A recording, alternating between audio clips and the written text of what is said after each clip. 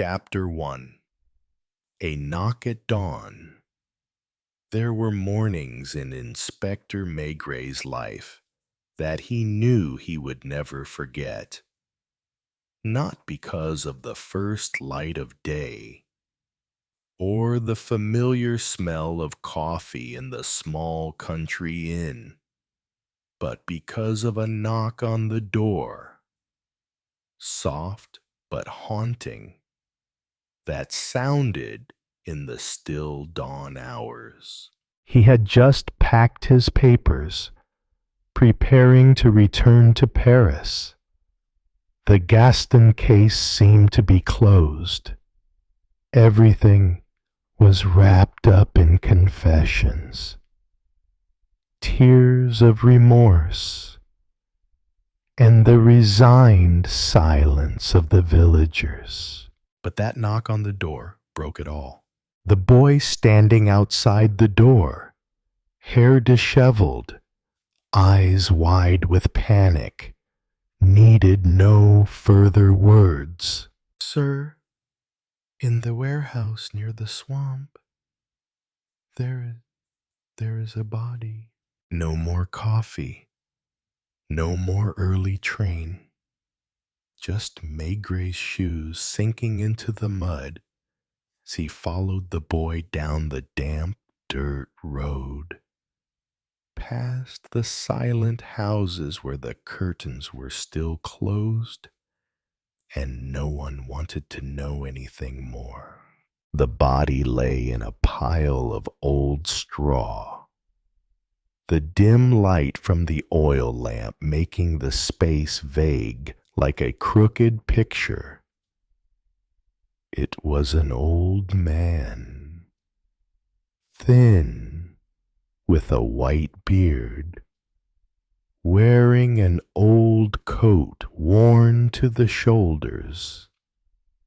The villagers called him Old George, a reclusive man, not familiar with anyone, often mumbling in the tavern and disappearing for weeks without anyone noticing. Perhaps everyone assumed he would die alone. But this death was not simple. Maigret knelt down, smelling mold, earth, and metal.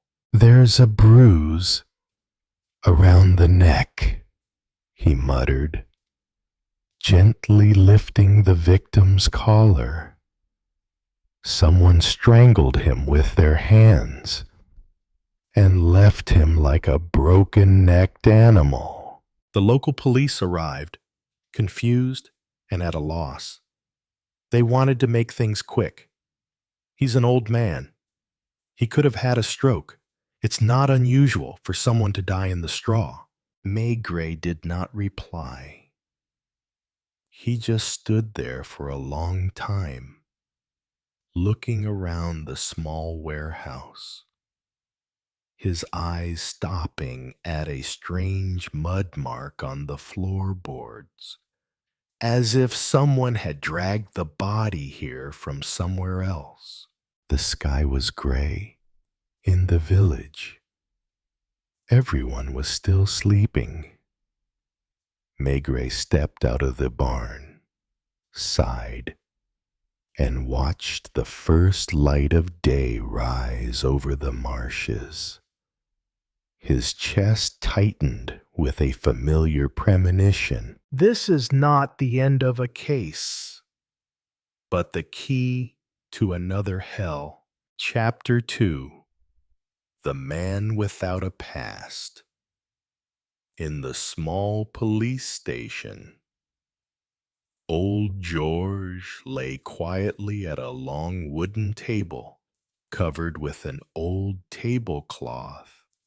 The windows were closed, and the cold morning air seeped through the cracks like an uninvited whisper. Maigret stood there, hands in the pockets of his thick coat, observing every detail of the room. No one had come to claim the body. No relatives. No acquaintances. No one to inquire. This dead man was as if he had never lived. He asked for a re-examination of the residential records. Georges hasn't been on the official resident list for the last 10 years. The sheriff grimaced. He showed up a few years ago, renting a cabin on the edge of the woods. No one checked. He lives alone, doesn't talk much. Sometimes he goes to the bar, talks about strange things. Maigret was silent, his eyes falling on the wooden wall, where there were light fingernail marks as if someone had tried to leave a signal. Georges' presence in the village was never a problem. Until his death, Maigret began to retrace his steps. He went to the old man's rented house. Inside, it was cold and unusually tidy.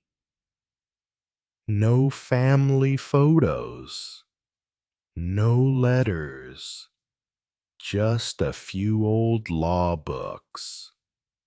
A clock that had stopped at 2:47, and a sealed envelope with no return address. Just the name Ministry of the Interior. Secret. On a gray, rainy afternoon, Maigret called Paris, contacting an old acquaintance at the Ministry of the Interior. Can you check for me whether a man named Georges, living anonymously, had any connections with the Ministry of the Interior? Full name. The voice on the other end was deep. No, just George. Could be a fake name. Silent. There are many of them. Maigret. Some used to work in internal security. Some disappear from the system, living in the shadows. If he worked with us, then maybe he knows something he shouldn't. Returning to the village, Maigret began to feel eyes watching him from behind the curtains, not the curious gazes of the villagers, but the cold, silent observation, as if someone were judging him. The local tavern, which Georges frequented, was strangely deserted. The owner was a skinny man, always smoking a cigarette. Old Georges. He was drunk once and said, "They'll come, one day, and I won't be able to leave." I thought he was crazy. Who are they? Maigret asked, his eyes never leaving the innkeeper's face. I don't know.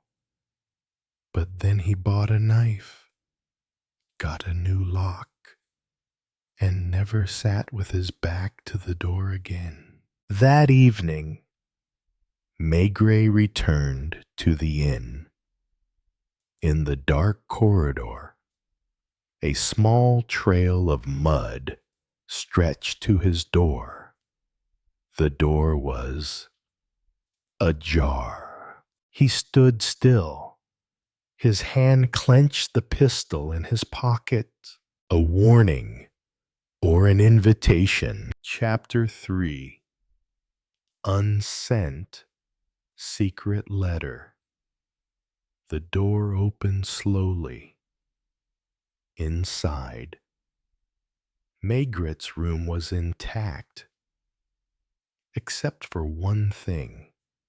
The wooden chair at the writing desk had been moved and turned, as if someone had been sitting there, observing.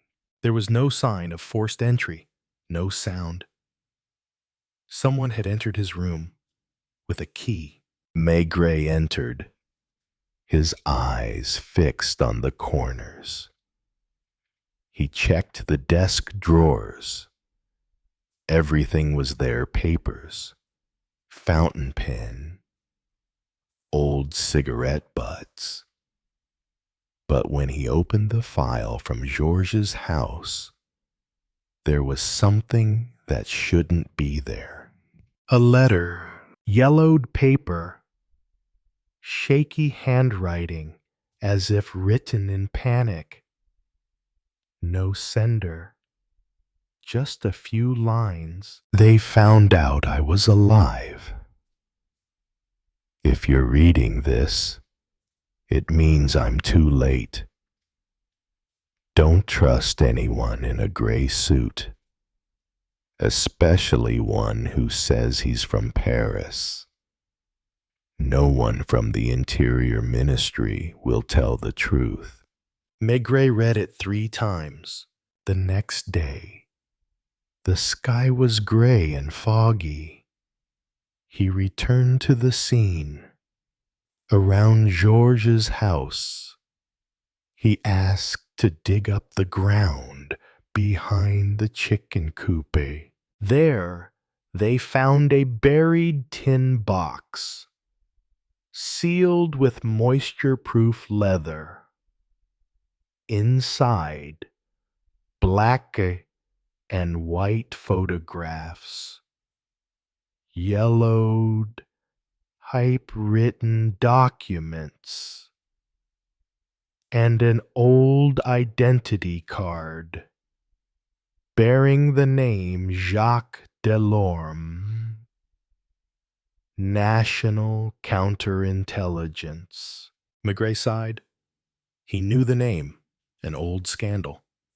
Almost 10 years ago, when a counterintelligence agent was said to have defected after uncovering an internal spy network, but the file was closed, labeled suicide in the woods outside the city.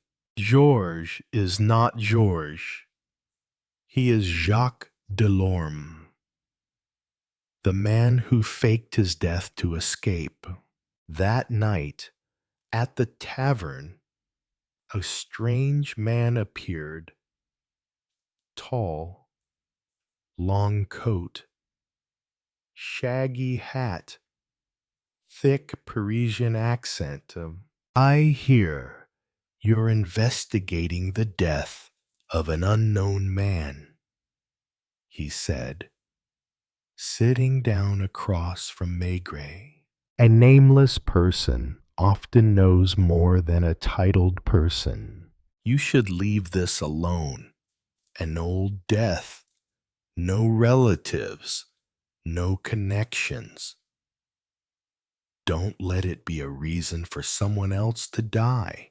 Maigret did not answer. He only poured more wine. I don't like threats. Not a threat. The man stood up.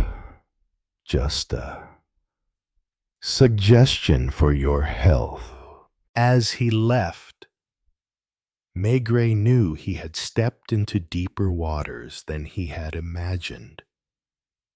Georges, or Delorme, had escaped the shadow of the government, and now that shadow was returning, looking for someone to clean up all traces. But why did Delormes choose to come back? Why die here? In a small village near the border. Maigret quietly withdrew the letter again. At the bottom of the page, in faint ink, were the words, "There is a child. It doesn't know who I am. But they won't let it live if they find out." Chapter 4. The Nameless Child.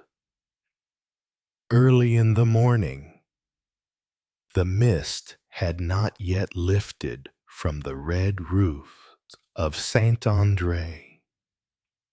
Maigret stood still outside the gate of the village school.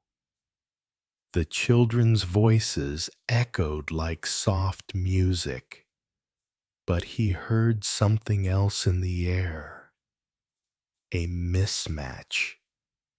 A darkness creeping in between the laughter. He walked slowly into the schoolyard, where the old teacher, Mrs. Martin, was guiding the children into a line. When she saw him, she was a little startled.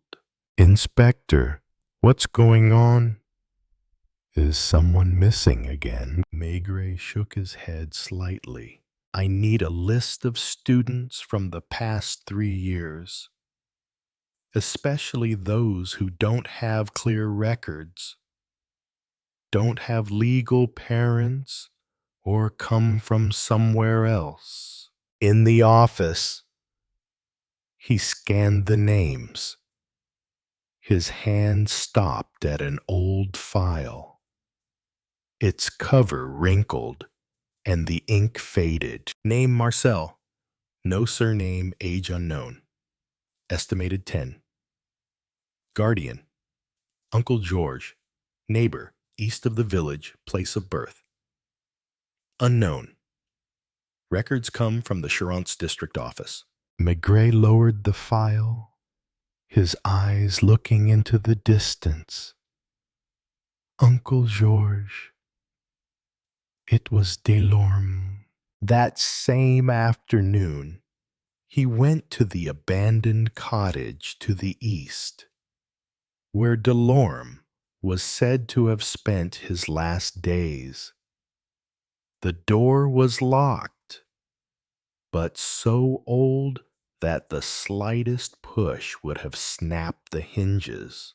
In the dusty kitchen was a wooden table with half-eaten food on it, a small bowl, a wooden spoon for children, and a comic book. In the corner of the house, a small door was ajar. Maigret pushed it open. A small room, a single bed, cartoon sheets, an old teddy bear on the pillow. "My name is Marcel," a child's voice whispered behind him. Maigret turned. The boy was standing there, his dark brown eyes gleaming with an uncanny maturity. No fear, no panic, just a familiarity with hiding. "Do you know who Uncle George is?" The boy nodded. "It's your father, but I told you not to tell anyone. If they find out, someone will come, like last time, when your mother died." Maigret sat down and was silent for a long time. "Marcel, do you know the man in the gray coat who came to see your uncle?" The boy bowed his head. "He had a Parisian accent. He came at night. I saw him from the window. Then my uncle said if he didn't come back, I should be quiet, hide here, and wait for the good guys to find me." Maigret stood up slowly. The boy took his hand without hesitation. The hand was small, cold, but strong, as if prepared to survive in a world not meant for him. He knew that from this moment on, every step would be watched. They, the powerful, would not let the child carrying Delorme's secret live easily. But Maigret was not one to be silenced. Chapter 5. The Man with Lost Memories. As dusk fell over Saint-André, the air was thick as the breath of someone hiding something. Maigret sat silently in the mayor's office, looking out the misty window. Marcel was in the care of Madame Martine for the time being, but he knew time was running out. The longer he waited, the more dangerous it became. A faint radio news came from an old machine in the corner. An unidentified man was found near the Poitiers border, severely amnesiac, and is being treated at St. Luc Hospital. Maigret jumped to his feet. Poitiers, only about 40 kilometers from where Delorme had been murdered. Memory flickering, amnesia, a man left alive. The next morning, he was at St. Luc Hospital. The man lay there, middle-aged, his face swollen and purple, his right hand still bandaged. His eyes were empty, but deep in them, Maigret read fear. Not fear of the past, but fear of it returning. He was found by the side of the highway. Said the doctor, no papers, no trace. At first he didn't say anything. Now he sometimes makes vague references to little boy and the Ministry of Internal Affairs. Maigret approached. I am Maigret, Chief Inspector. The man did not respond. I know you met Delorme's, and you know something Delorme's shouldn't know. Those eyes blinked once. Is the boy alive? His voice broke, almost a whisper.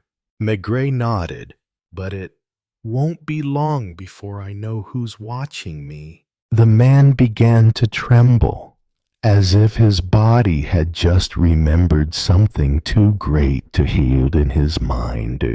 No one is safe, he whispered. They're not the mafia.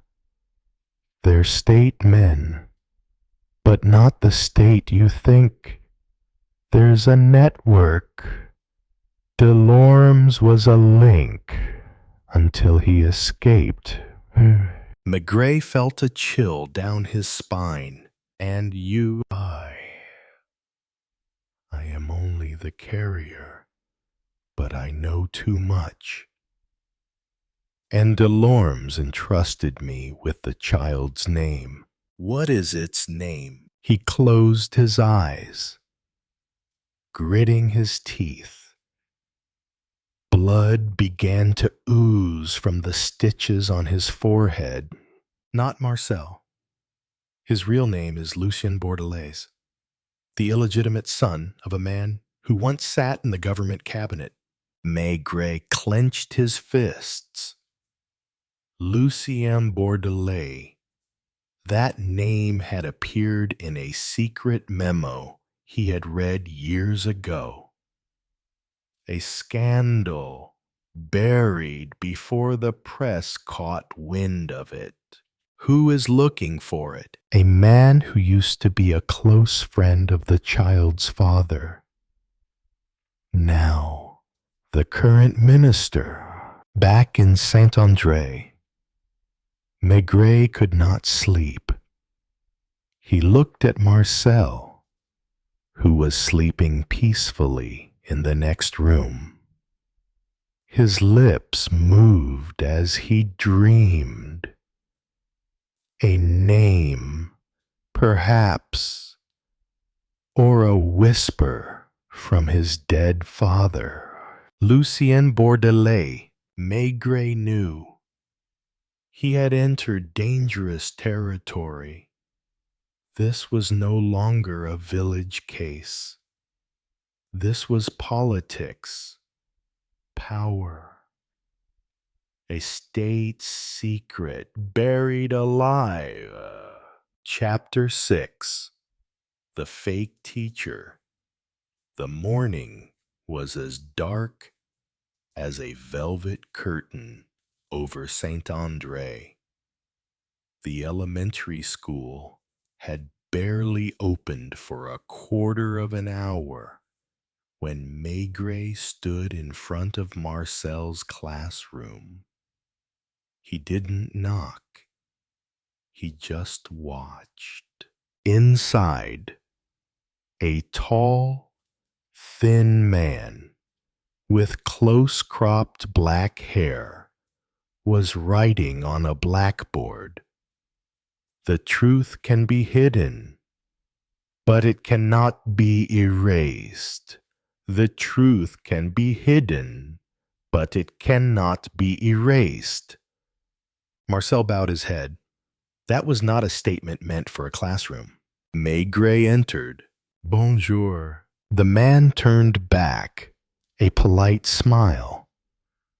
Cold eyes. Inspector, I am the new teacher, Laurent Dervieux. I have been sent by the education department to replace him temporarily. I have not seen any transfer orders sent to this town. Maigret said coldly, Perhaps you should show me the papers. Dervieux paused, then gently pulled a sealed envelope from his briefcase. Completed papers. Signature. Seal. Legal, he said. But it doesn't make sense. A few hours later, Maigret contacted the personnel officer at the regional education department. No one named Dervieux had been assigned. The signature was fake. The seal was forged. Maigret returned to school, but Mr. Dervieux had disappeared, and Marcel was no longer in class. His heart clenched. Urgently, he set up a roadblock on the main road. He sent a description to all the checkpoints within 100 km. But Maigret knew if this person was part of a network, they had an escape route that the police would never see. In the small police office, he stared at the map. The crisscrossing red lines connected Poitiers, Saint-André, Paris. Between them, an old abandoned station, once owned by the Ministry of the Interior. They didn't run away. He said they hid the boy. They didn't kill him, which means there's another move. That night, Maigret received an anonymous phone call. If you want the boy to live, stop investigating.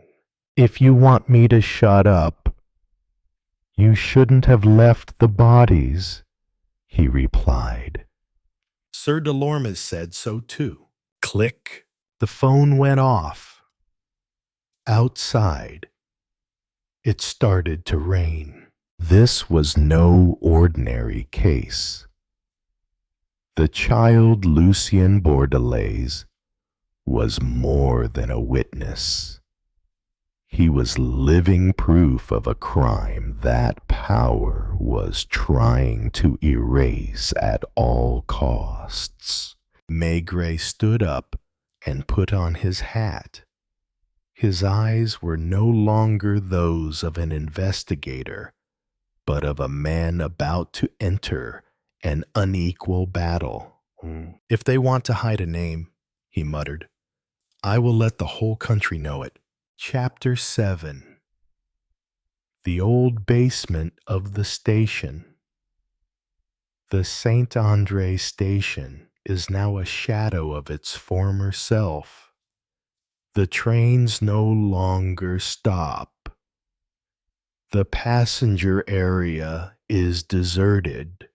A few broken windows, some paint stains, but Maigret knows the more abandoned a place is, the more likely it is to hide something that one does not want to be found. He crossed the platform carefully. In his hand was an old plan he had found at the town hall, a plan of the station from the early 1900s. There was a basement, once used for storing goods. It wasn't on any maintenance or inventory reports now. An ideal place to hide someone. Maigret pushed open the rusted iron door of the underground. Inside was darkness, as thick as asphalt. His boots echoed through the stone corridors. Damp, cold. A small light bulb flickered down the path. Then he heard its footsteps. Very light. Not a man's, but it is of a boy.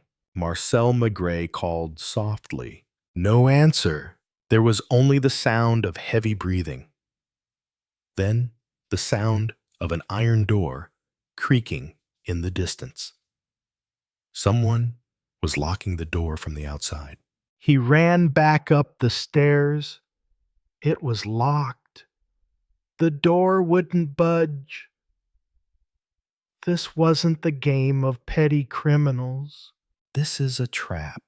Maigret turned back. The lights went out. Pitch black. Then another sound came from deep in the darkness. A bicycle bell. A lost, childish sound. A glimmer of light appeared. Maigret struck a match. Before him, in the corner, was Marcel, trembling, his eyes wide with terror. "I'm fine, Inspector," he whispered. "Who brought you here?" The boy did not answer, but his eyes were directed to the wall. There was a line scrawled in black charcoal. We were three, mainly two, close, one. We were three. Now there are only two. Soon there will be only one. Maigret understood. It wasn't just Marcel who was the target. This was to wipe out any evidence of the old incident, which it seemed was something the three children had seen or known. "Do you know where the other two are?" he asked. Marcel was silent. After a while, he shook his head. Maigret led him out of the basement, asking his colleagues to break the lock from the outside. As they left the station, a black Peugeot parked not far away, drove off hastily, disappearing into the rain. In his cell, He reviewed all the lists of former residents of Saint-André. 3 names stood out: Lucien Bordelais, deceased. Marcel Aubry, just saved. André Clement, missing for 3 years, never found. Maigret tapped the table. They used to play together. They saw something. Or someone they shouldn't have seen. That night, Maigret stood in front of the old post office. A man approached, wearing a wide hat that hid his face. In his hand was a thick envelope. "For you," he said. "Don't ask my name." Then disappeared. In the envelope, an old black and white photo. 3 children standing in front of the white building of the Ministry of Internal Affairs, holding a red flag. Behind them, a fat man in a tall hat, his face crossed out in red ink. On the back of the photo, "If you don't stop, they won't stop." Chapter 8. Ink stains on the face of power. Maigret sat in the small office of the village hotel. The pipe in his hand was no longer lit, but he did not care. The photograph before him was a clue, a threat, and possibly a death sentence if anyone knew he had it. He looked at the photo again. 3 children: Marcel, André, Lucien. Behind them was a man in a top hat and dark suit. His face was smeared with black ink across his eyes, as if someone had tried to erase his mark, but also as a statement: this man must not be identified. But Maigret had seen him before, not in real life, but in secret files from the time he worked under the national security officers. He was present at the Ministry of Interior during the years of turmoil, when documents evaporated and witnesses disappeared were a common occurrence. His name is Armand Levis. Armand Levis, former head of internal security, a man who was never filmed, never left a signature, never left a footprint in any report, but he had enough power to classify Maigret as a little cop at that time. And now he knows why he came back. The murder of a teacher, the disappearance of children, all to cover up a crime from the past, a secret that was once buried deep by money, power, and fear. Maigret left the hotel and walked to the old post office. The old guard was sitting swinging an oil lamp. I need the mailing list for the past 2 weeks. All unknown senders. Inspector in this village. Apart from a few old ladies who send letters to their daughters in Lyon, no one sends anything. Anyone sending from Paris? A man came last Tuesday. Didn't say anything, just handed over an envelope. Paid in cash. Black leather jacket. Parisian accent. smoked a strange brand of cigarette, fragrant and strong. Maigret narrowed his eyes. He was coming closer. Back in his room, Maigret called Paris, codename Raven 12.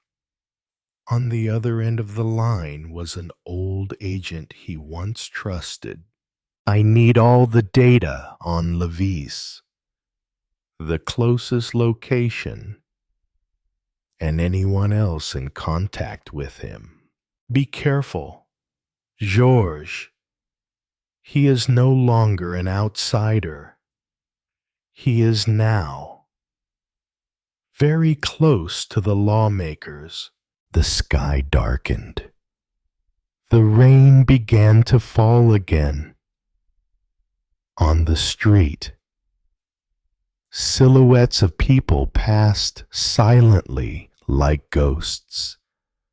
In the wind came the faint creaking of hinges, like whispers from the past.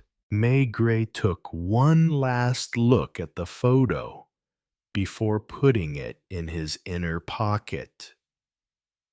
Just then, the sound of breaking glass rang out behind him. He turned back. There was a small stone on the floor and a piece of paper underneath, with the words scrawled, "You are next." Maigret sat still. His lips were tight, not from fear, because the game has really begun, and this time, the hunted one is a political ghost who knows how to kill without leaving a trace of blood. Chapter 9. The messenger never returned. The next morning, a thick fog covered the village like a dead skin. No one was moving. No cars were heard. Only Maigret's footsteps, heavy and determined, sounded like a knock on fate's door. He followed the postman's account. The man had sent letters from Paris. He smelled strangely of tobacco, black leather jacket, old Parisian, maybe, but not a tourist. The kind of guy who wouldn't show up without a reason. The tavern at the end of the village, a run-down place, usually open to vagrants. The owner, a widow named Mathilde, a former prostitute in Marseille, now lives on memories and diluted wine. I don't know who he is, she said, her eyes not looking straight ahead. But he sat right where you are sitting. Tuesday night. What did he say? Just ask. Is there anyone here who used to work in the ministry?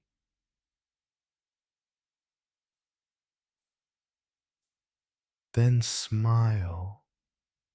The smile of someone who has seen too many secrets. Maigret sipped his lips. Old blood always left a scent. If only one knew how to smell it. He left the cafe and walked toward the small northern station. No trains were leaving that day.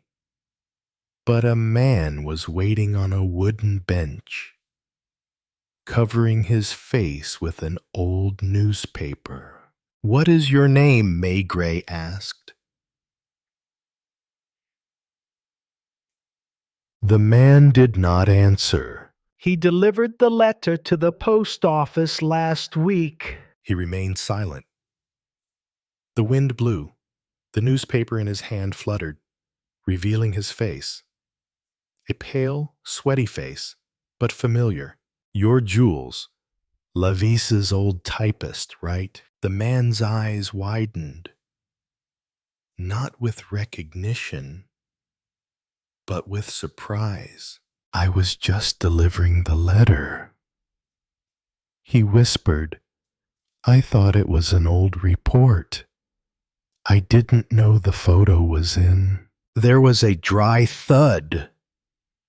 Jules's head fell right in front of Maigret. Blood soaked through his shirt like red ink. Someone shot from a distance through the station glass. Maigret rushed over, but it was too late. There were no witnesses, no trace of a car, only a small caliber cartridge case lying by the bougainvillea hedge, like a signature. A former interior minister has just been silenced. In the evening, Maigret returned to his room and pulled out the map. The markers began to take shape.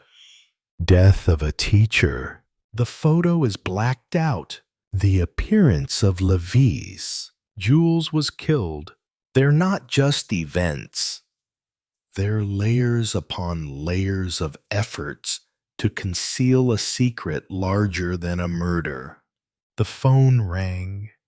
A woman's voice came, light as the wind through the crack in the door. You are touching something you should not touch. Your name. She doesn't matter. The voice chuckled. But if you want to live, don't go to Portieu on Thursday. Why? Because Thursday is the day they clean up after themselves, like they did with my husband. And with Jules. A cold click ended the call. Maigret sat still. The truth was not only buried in old papers, it was also surrounded by people willing to kill to protect it. He picked up his pipe and lit it. The smell of burning tobacco filled the thick air. It was time for him to go to Portieu. Even though I know this time, the one being cleaned up could be me. Chapter 10. Portieu, the city without records. Portieu is not on tourist maps. No tour guides. No postcards have ever printed its name. But anyone who has worked in the system, Portieu a blank space in the security archives, where names once erased from history live quietly. Maigret arrived at dusk. The station was deserted as a morgue. The wind from the southern marshes made the air smell musty, as if the city were rotting from within. The only cafe in the central square had only 3 people: a hunchbacked bartender, a man reading a newspaper without turning the pages, and a blonde girl in a felt hat, her eyes watching every movement. What do you need? The bartender asked, without looking up. A cup of coffee. And the name of the man who killed Jules. Everything stopped for a second. Even the clock on the wall seemed to stop. You are mistaken, said the man reading the newspaper. No one dies here. Portieu is a city of silence. Maigret did not reply. He knew that such men did not answer with words, but with actions. And the action came as quick as a knock at the door. A black Renault stopped outside. A man in a gray suit and Italian leather shoes got out. Sunglasses. Even though it was dark, Inspector Maigret, he said, "I think you should go back to Paris. There is nothing for you here. And there are no files for you to look at." But there are many dead bodies that no one wants to claim. The dead man said nothing. "Sir," Maigret smirked, "I never investigated for the dead. I investigated for the living. And they are starting to get scared." The man stepped closer and pulled a thick envelope from his shirt. "A gift. If you return to Paris tonight." "What if I refuse? Then you may not live until tomorrow morning." Maigret took the envelope and opened it. There was no money inside. It was a photograph, an old one, of Lavise and a woman in military uniform, holding a document marked secret. The year was 1943. Below the photo is the caption, "Portier, Domestic Secret Service. Last seen alive." Maigret raised his head. The man had disappeared. Only the black car rolled away into the night. He sat alone with a cold cup of coffee. The photo was still in his hand. Lavisse is no unknown. He worked in a secret wartime purge network, and someone is killing people who knew him. Portier has no record, but he has a past, and the past is bleeding back. Back at the old hotel, Maigret found that someone had searched his coat pocket. The room was still locked, but there were fingerprints on the glass door. A warning, clear and subtle as a knife that cuts close to the heart without penetrating. He sat down on the bed, pipe in hand. At this point, the investigation is no longer about the death of a provincial teacher. It's about a network that has survived 3 governments, 3 purges, and has never been exposed. Tonight, Maigret slept with the lights on, because tomorrow morning he will find the last living person in that old photo. Chapter 11. The Woman in Military Uniform. The next morning, Maigret left the hotel early. The steady rain was a whisper of warning from the gray sky. Portier did not welcome strangers. The photograph from last night was still in his inside pocket, close to his heart. The woman in it had kept Maigret awake all night. Her eyes stared straight into the lens, defiant, knowing what was about to happen. At the old post office, he found a copy of the 1943 civil records, sealed. But Maigret didn't need to open it, he just needed the name. Genevieve Sarin, the postal worker muttered, was a military secretary in the temporary Ministry of the Interior. Disappeared after the war. Does anyone else know her well?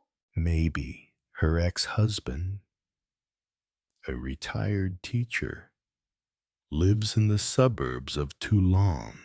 That afternoon, Maigret was standing in front of the faded wooden house on the small slope overlooking the sea. The man who opened the door was thin, with gray hair, but still sharp eyes. I guess you came for Genevieve. Do you still keep in touch with her? No, she no longer exists in the system, but I know she's still alive. People like her don't die easily. Maigret sat across from him in the simple living room. No photographs, no letters, no past. They used to be a top secret unit, right? Not a unit, an organization, a group of people authorized to do illegal things in the name of the governmental. And Levise, she was the coordinator.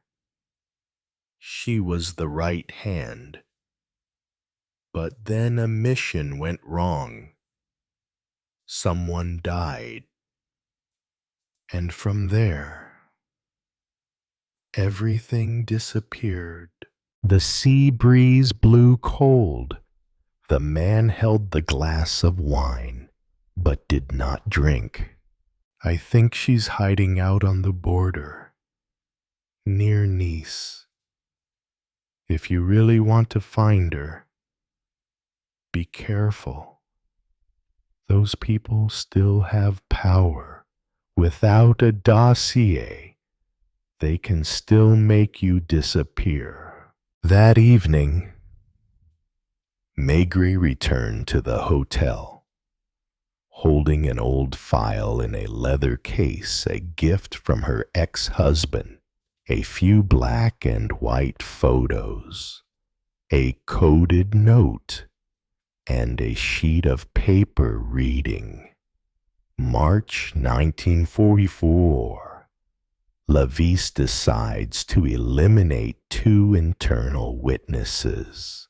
The paper was stained, but the ink was still clear. And on that list of 2 eliminated people, one survived. Name Genevieve Sarin. Note, no body found. Maigret sat on the edge of the bed, smoking his pipe. Darkness filled the room, the only light coming from the photograph where the woman looked straight at him defiantly. Do you dare, Maigret, do you dare open Pandora's box that the government has tried to lock for 30 years? The next morning, Maigret will board the train to Nice. But this time, it's not just to solve a case, but to confront someone who knows too much and has survived too long. Chapter 12. Nice. The ghost of government. The night train rolled out of Toulon in silence, taking Maigret to the coastal city of lights where beneath its magnificent surface, a rotten past still whispered secrets never to be revealed. Maigret sat in his private compartment, his pipe snuffed out amid his thoughts. The photograph, the note, and the warnings from Genevieve Sarin's ex-husband swirled through his mind. He had once thought himself immune to the dirty tricks of politics. But this time, politics was whispering right in his ear in a cold, female voice called Genevieve. Nice. 8 a.m. The docks were as busy as a stage curtain. Everyone in a hurry. Everyone looking innocent. But Maigret knew if Genevieve were alive, she would not choose dark places.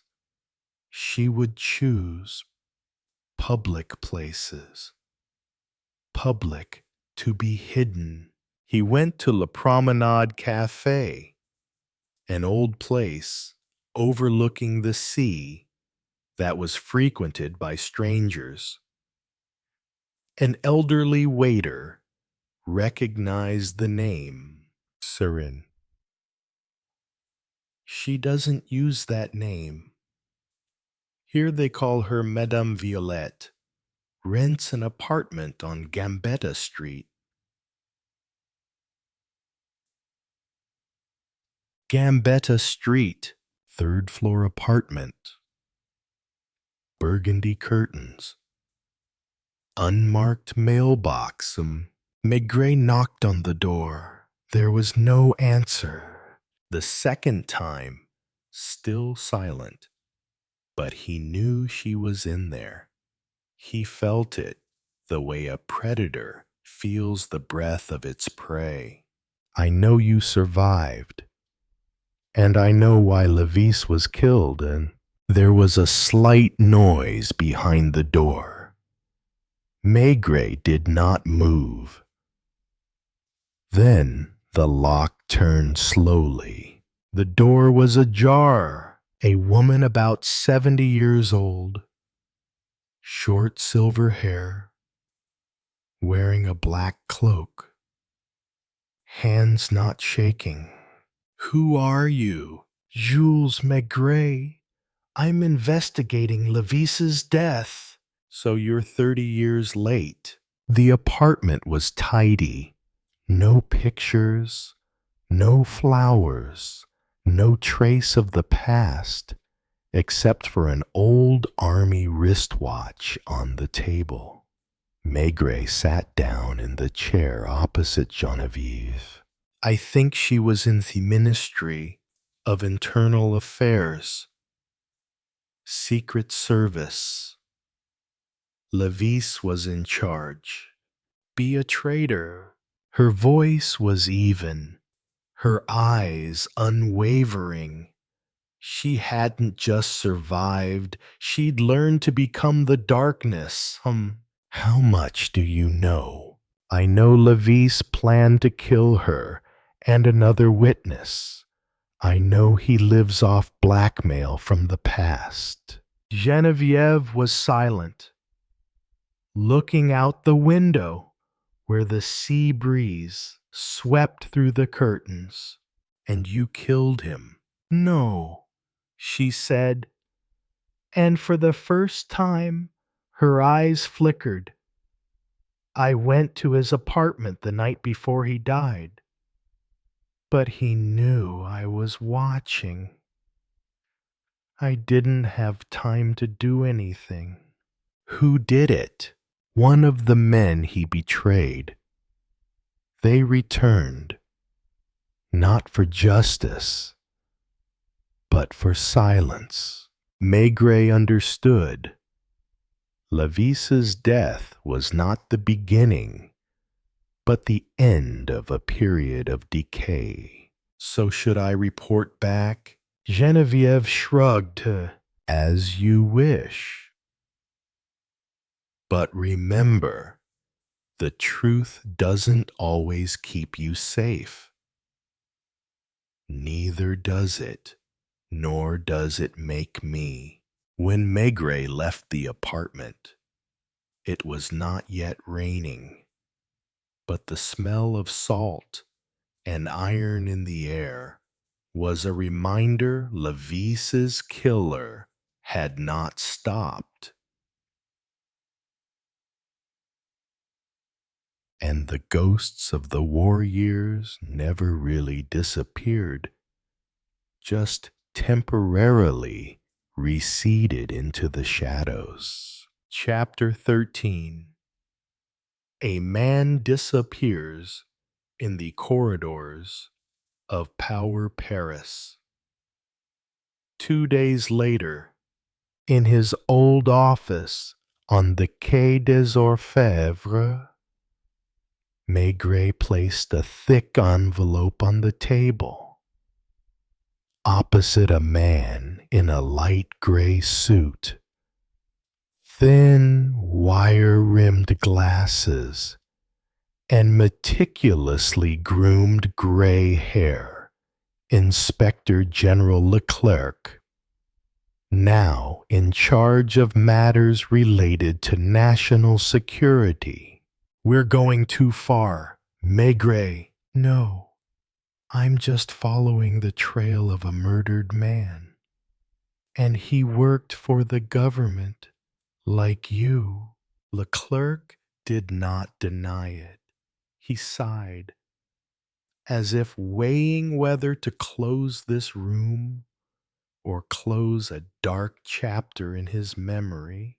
Lavisse is no longer a police problem. Long ago. But he lives on secrets. He doesn't just betray. He keeps files. On her.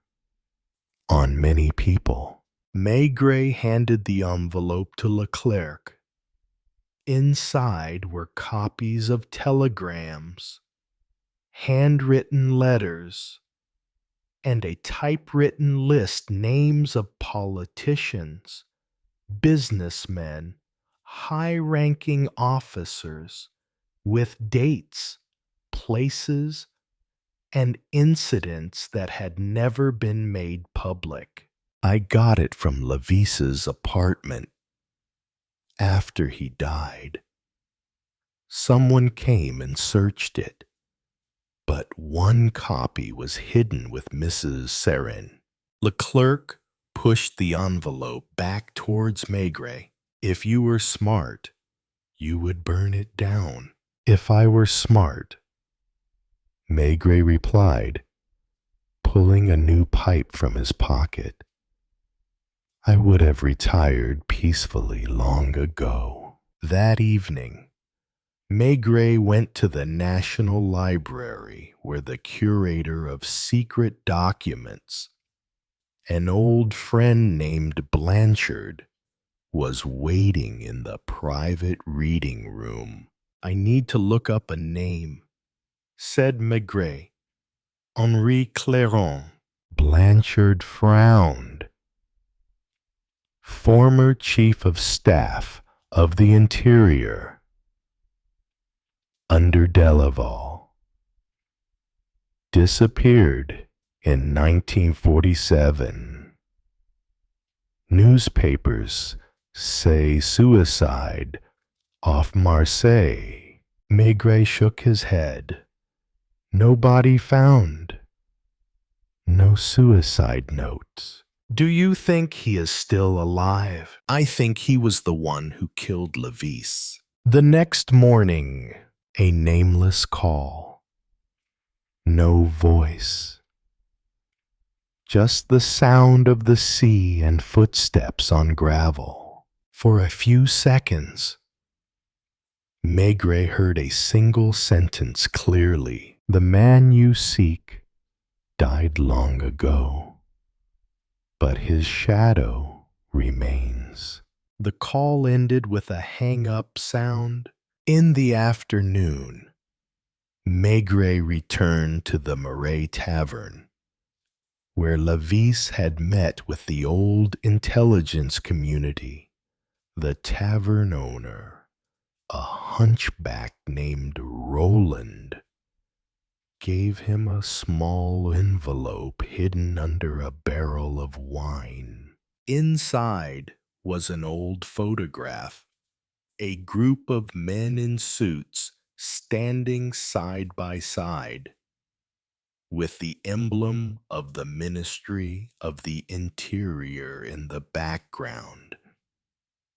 Among them was Lavis, and another man, looking thin, smiling wryly, Henri Clairon. The back of the photo has only one handwritten line. Clairon is not dead. He changed his name. He is now the one behind everything. Night falls. Maigret took out the photograph and placed it beside his pipe. The question was clear. If Clairon is alive, where is he hiding? And who is protecting him? And behind the murders, the threats, and the lies, he sensed something cold. This case was no longer about Lavis or Geneviève Serin. It was about a man who had never left power, even in the shadows. Chapter 14. The Room Without Records. A cold wind blew across the Place des Vosges as Maigret climbed the stone steps of a half-forgotten old mansion in the heart of the Marais. There was no nameplate, no bell, just a thick oak door, closed, silent, as if forgotten by time. He knocked 3 times. A crack opened. A man in a black velvet coat, his eyes drained of emotion, glanced at him and turned away, allowing the door to open automatically behind him. Maigret entered.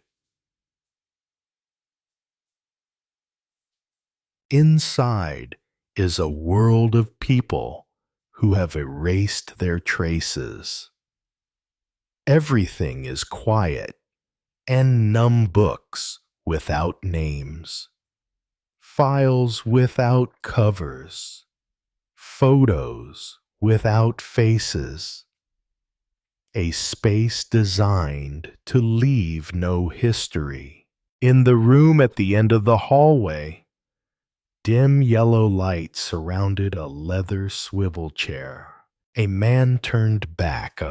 Hello, Monsieur Maigret. I've been waiting. Henri Clairon. No longer a name. No longer the man who had existed in the file. But Maigret recognized him at once, the ghost in the photograph. The void in the system of power.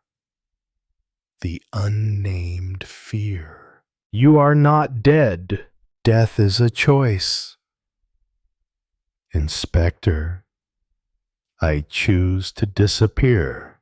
Clairon folded his arms, calmly, as if talking about the weather. Lavis didn't know how to keep his mouth shut. Geneviève Serin was an accident, but it all started with him, not them. Because I remember the truth, because you don't learn to forget. Maigret lit his pipe, the smoke drifting in that anonymous room like the curtains of a secret court. He looked at Clairon, not as a criminal, but as a form of power that had degenerated, corrupted, but still manipulative. I'm not here to negotiate. I know, and I didn't come here to arrest you either. Clairon smiled slightly, a very Parisian, very fake smile. I am no longer in this system, Monsieur Maigret. I am something that is made up and thrown away. If you want a criminal, you will find nothing. No warrant, no evidence, no witnesses. Room without a file. Maigret stood up, leaving his pipe on the table. I don't need files. I have memory. And memory, Clairon, is something that cannot be burned. Go out. The night wind blew against his face, carrying with it the musty smell of war and false peace. In the darkness, he knew the investigation was over, but the crime lived on, under other names, other faces, And he knew, too, that there would be another time, another name, another corpse that would bring him back to those recordless rooms. Chapter 15, The Last Letter. The day after his confrontation with Henri Clairon, Maigret returned to the Quai des Orfèvres in an uneasy mood. Although he did not need a confession, the truth he felt so clearly that some things should never be written down still gnawed at his mind. But then it came. On his desk was a beige envelope, no stamp, no postmark. It read simply, Inspector Maigret, individual. He tore open the envelope. Inside was a small piece of paper, written in a neat but shaky hand. I can't stand it any longer. I was the one who opened the door to Clairon the night Levis died. I thought he came to protect me, not to kill me. Find me at Saint-Maur, number 11, 3rd floor. LG. Maigret was silent. That signature. LG. It jolted his memory. Louise Grange, the former Secretary of the Interior Ministry, who had disappeared after Levis's murder. All reports said she had left France. Something in his intuition urged him. He arrived in Saint-Maur as the sun was setting. It was a quiet residential area, the houses stacked like gray blocks on a silent lake. Maigret rang the bell of apartment 11 3 times. No one answered, but the door was unlocked. He pushed in. The apartment was dark. On the table was a cup of steaming tea. A shawl was draped over the back of a chair. And by the window, Louise Grange, pale face, messy hair, still holding a pen, but eyes empty. On the table was a piece of paper with ink still on it. They know I wrote to you. I have no way out. A footstep sounded behind him. Boom! The door slammed shut.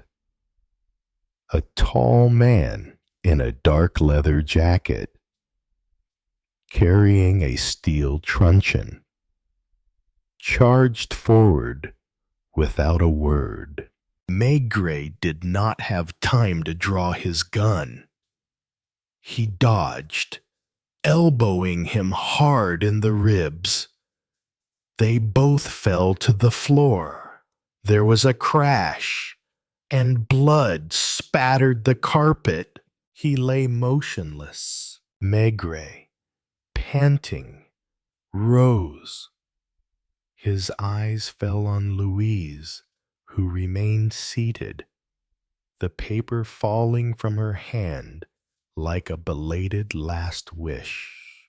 He called headquarters. I need an ambulance and an arrest warrant, Henri Clairon. Chapter 16.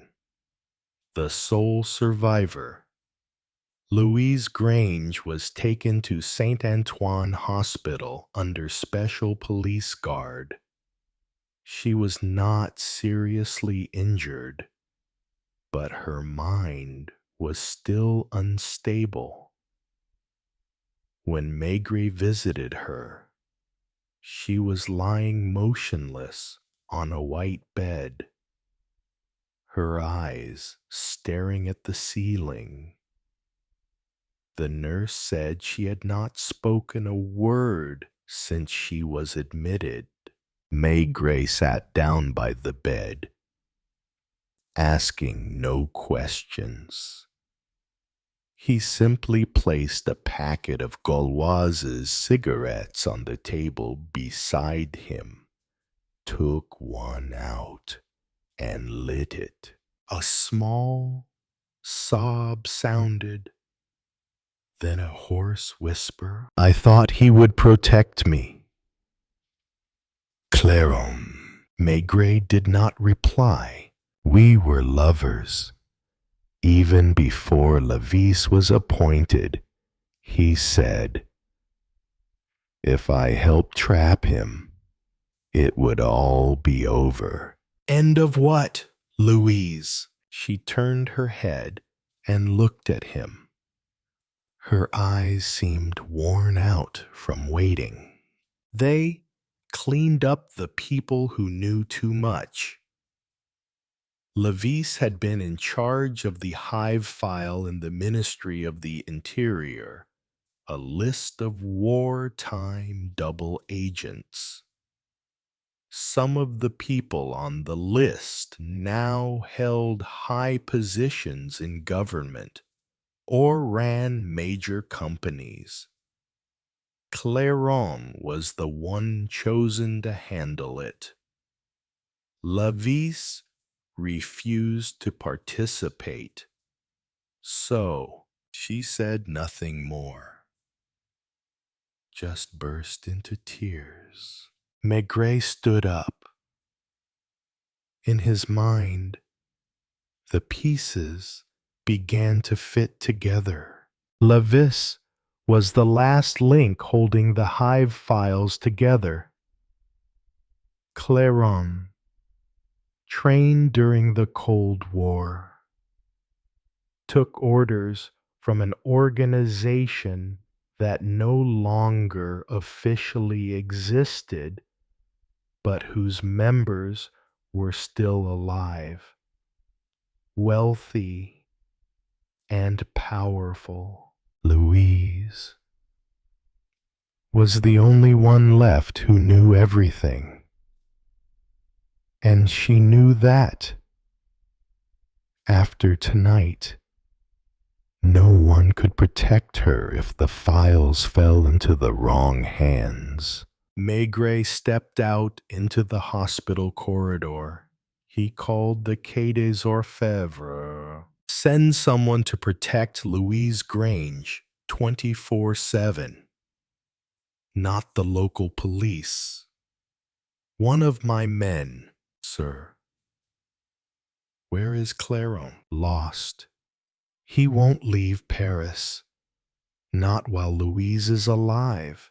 That night, in a small apartment near Porte de Vincennes, Henri Clairon sipped his Armagnac. his eyes thoughtful. On the table was an old copy of the Beehive dossier, a few black and white photographs, and a sheet of paper with the logo of the Ministry of the Interior, yellowed with age. That old man still won't back down, he muttered, his eyes seeming to see through the stone wall. Maigret, Chapter 17. The Last Hunt. Maigret sat in his office at dawn, a cigarette in his hand, ash falling on a file folder. Before him was a copy of the file Louise had described, codenamed The Hive. Most of the names were blacked out or coded, but one name slipped through, not crossed out, not hidden. Pierre Vautrin. Maigret frowned. Pierre Vautrin, a former intelligence officer during the Resistance, had worked with the police on several major cases. After the war, he moved into finance, holding shares in several defense companies. A man who never appeared in the press. A ghost with real power.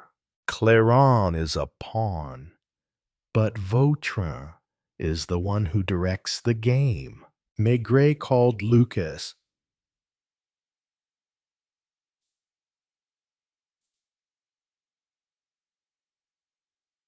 I want you to watch Vautrin's every move. Place men at every entrance to his mansion in Neuilly. But don't let him know. Do you think he will go to Clairon? No. I think he already has. The next morning, Louise was moved to a safe location. She was now the last link between Clairon and the truth. But what troubled Maigret was the deep fear in her eyes, not just fear of Clairon, but fear of something larger, invisible. He strolled down the Champs-Élysées. The cold wind blew newspapers scattered across the sidewalk. On an old billboard, a faint slogan read, "The Fatherland First," the slogan that Clairon had repeated when questioned by Maigret. Not a personal belief, but the motto of an organization. That afternoon, Lucas called back. We saw Vautrin leave his house at 1:10 m. He didn't go to the office. He went to the Hotel Le Victor in the 16th arrondissement. He went up to the 3rd floor. He was there for an hour. Clairon. Not sure. But when Vautrin left, he made a call from the hotel phone. Not through the center. Private encrypted line. Good. Put up listening devices around Le Victor. And find out who's on the 3rd floor. I'll be there. That evening, Maigret entered the lobby of the Hotel Le Victor quietly, as if he were a regular guest. He chose to sit at the bar, from where he could observe the elevator and the staircase. Just then, a man walked down from the upper floor. Long coat, left hand holding a suitcase, right hand slightly bent, familiar gait. Claren. Maigret did not stand up immediately. He waited for Clairon to pass. And when their eyes met, just for a second, Maigret said softly, "Henri, long time no see, and you still like to fool around in the dark, huh?" Claren paused, not surprised, not apologetic, just a tired smile. "I used to think we were alike, Maigret, but it turns out you still live in an illusion of justice." Chapter 18. Confession on the Border Room, 3 and 14 of the Hotel Le Victor was as quiet as a forgotten cemetery. Thick soundproof walls, thick curtains, a dim light from a table lamp draped in yellow cloth. Clairon sat across from Maigret, his suitcase on his knees.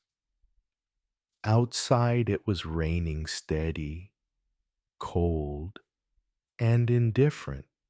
Maigret did not withdraw the book. He did not turn on the tape recorder. He did not summon a lawyer. The last time I let a man like you speak without interrupting.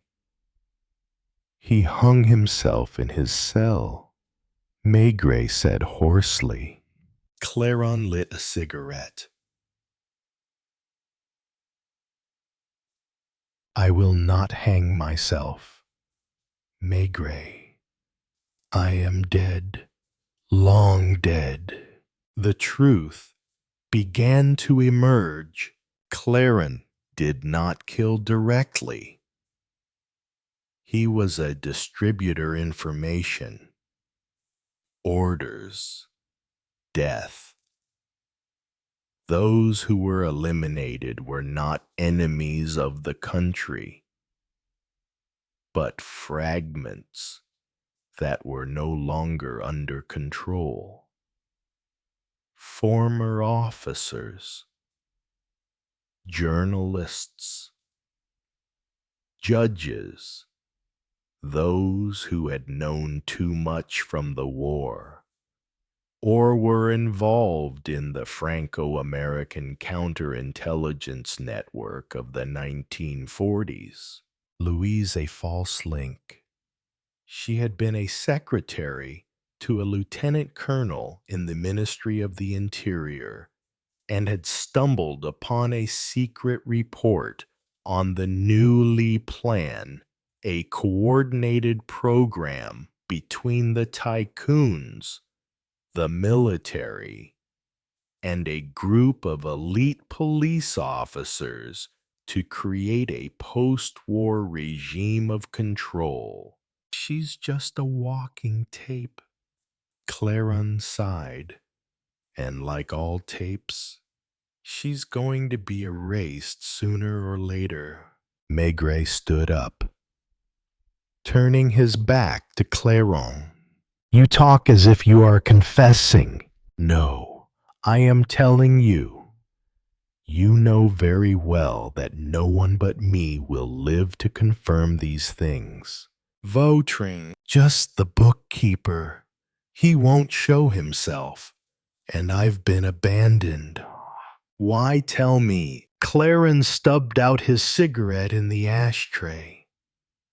The ashes rose into the air like the dust of memories. "Because I want you to understand what you believe in: justice, truth, morality are all child's play to us.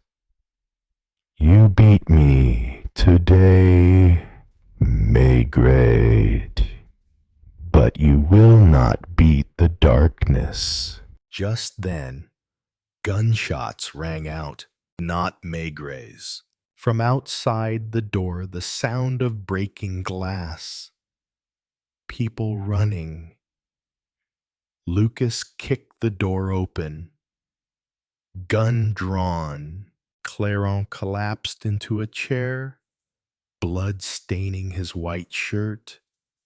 His last look at Maigret was not regret, but a kind of pity. Maigret said nothing. He only stepped forward and placed his hand on Clairon's shoulder as if he were about to fall into an abyss. Lucas asked, "Who fired the shot?" "Not me," Maigret replied. "Not you." "Then there is only one question. Who wants him dead now?" Chapter 19. The Hidden Figure in File Number 47. The basement archive room of the Ministry of the Interior smelled of mold and rotting paper. There were no windows. The fluorescent lights on the ceiling shook slightly, as if protesting the presence of Maigret and Lucas, a file clerk, thin as a leather-clad skeleton, opened safe number 14 at Maigret's request. All files are marked strictly confidential. No one is allowed to see them unless directly ordered by the minister. The staff member muttered, his eyes averted. Maigret did not reply. He took out a small piece of paper signed by the Director General himself and held it out before him. The clerk looked at it for a moment, then turned and took the key out of his collar. There was a click, and the heavy door opened. File num 47. The file was thick, with a brown leather spine and thin paper, typewritten and sporadically handwritten in red. On the cover was a simple line, Opération Bec Noir, dealing with uncontrollable elements, 1947-1953. Lucas turned a page. Blood froze in his veins. In the list, Jean Clairon, code C2-104. Disposed of 1949, reactivated 1951. Louise Granger, code L13. Risk of revealing Paris burn route. Edouard Vautrin, chief accountant, was exempted from liability if he remained silent. One last name was crossed out, but still legible under the ink commissaire adjoint Jules M. Lucas turned to Maigret, his face drained of blood. "Were you ever put on the purge list?" Maigret was silent. The words were like knives cutting through the past he thought he had buried. I never knew. Maybe they didn't think I was worth worrying about then. Or someone protected you, Lucas growled. The phone rang. Maigret picked it up. The voice on the other end was as cold as ice. "That file, you shouldn't read it." "Jules, who is speaking?" "A person who was once a friend. Now is nothing. You know Clairon was killed just as he was about to confess." "I know. I know who pulled the trigger, and if you keep that file overnight, your name will be crossed out a second time, this time in blood. Line outage. Lucas stood still. Maigret closed the file carefully, holding it to his chest as if it were a relic from a ruined world. He said, softly, "If we don't keep the truth, then why do they keep it?" Chapter 20. The Disappeared Never Die. The apartment at 11 Rue de l'Oise has been unoccupied since 1953. Neighbors say the previous occupant was a quiet old man named Emile Larcher, a former archivist for the Ministry of the Interior, and then one day he disappeared. No will, no relatives, no trace. Maigret stood before the closed wooden door, as old as the shell of rotten time. He knocked 3 times. No one answered. He turned the keyhole. Without a sound, he entered. Dust lay thick as a shroud, but the air was not entirely deserted. A freshly washed teacup dripped on the sink. Elbow marks were still imprinted on the writing desk. Someone was here. Lucas whispered behind him. Maigret nodded and went to the bookshelf. Among the old editions of Zola, Dumas, and administrative magazines from the 1940s, he pulled out a small, black-covered notebook. On the first page is a single line. "We are not dead.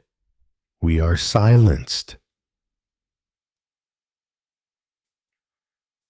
The notebook was full of names, not just the ones in file 47. Names from cases he had worked on, witnesses who disappeared, files that had suddenly disappeared, cases that had been withheld for reasons of national security. Maigret turned to the middle page. A small photograph fell out. A man in a trench coat stands between 2 Americans. Behind him is a car with military license plates. Below the photo, scrawled text reads, "Lognan, recruited, 1946. Lucas whispered, "Inspector Lognan, the one who went missing last week." "Not missing," Maigret said hoarsely. "Taken out of the game." The doorbell rang. 2 men in leather jackets stood in the shadows. Neither spoke nor greeted.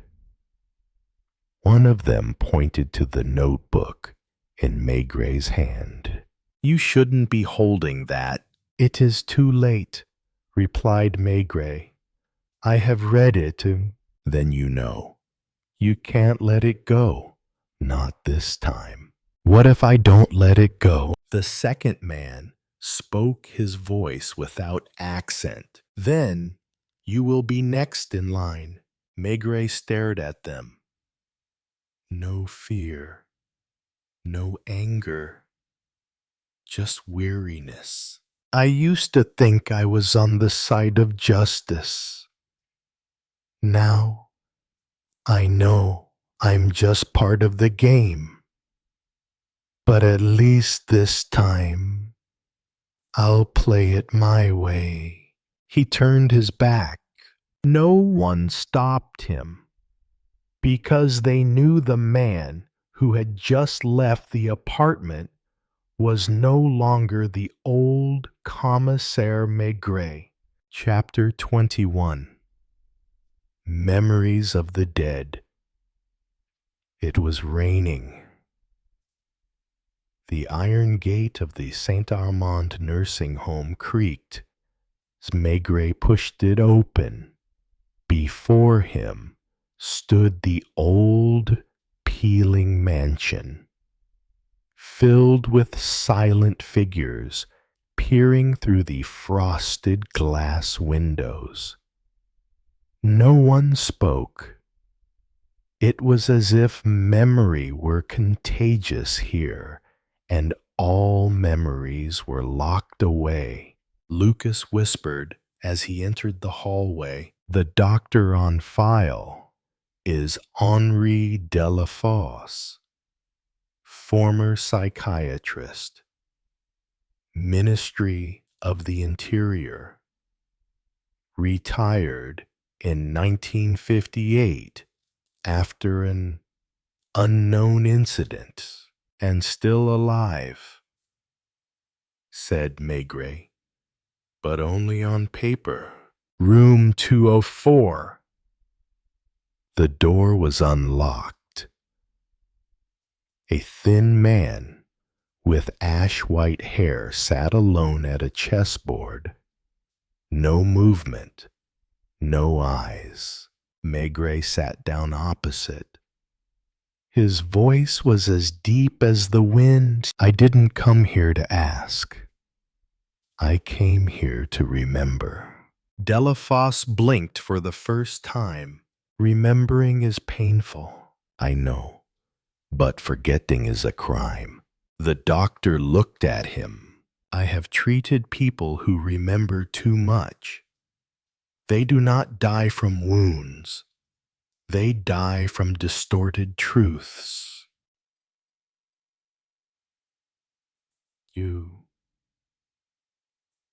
What are you distorting?" Delafosse sighed, slowly turning the black chess piece. "It's not me.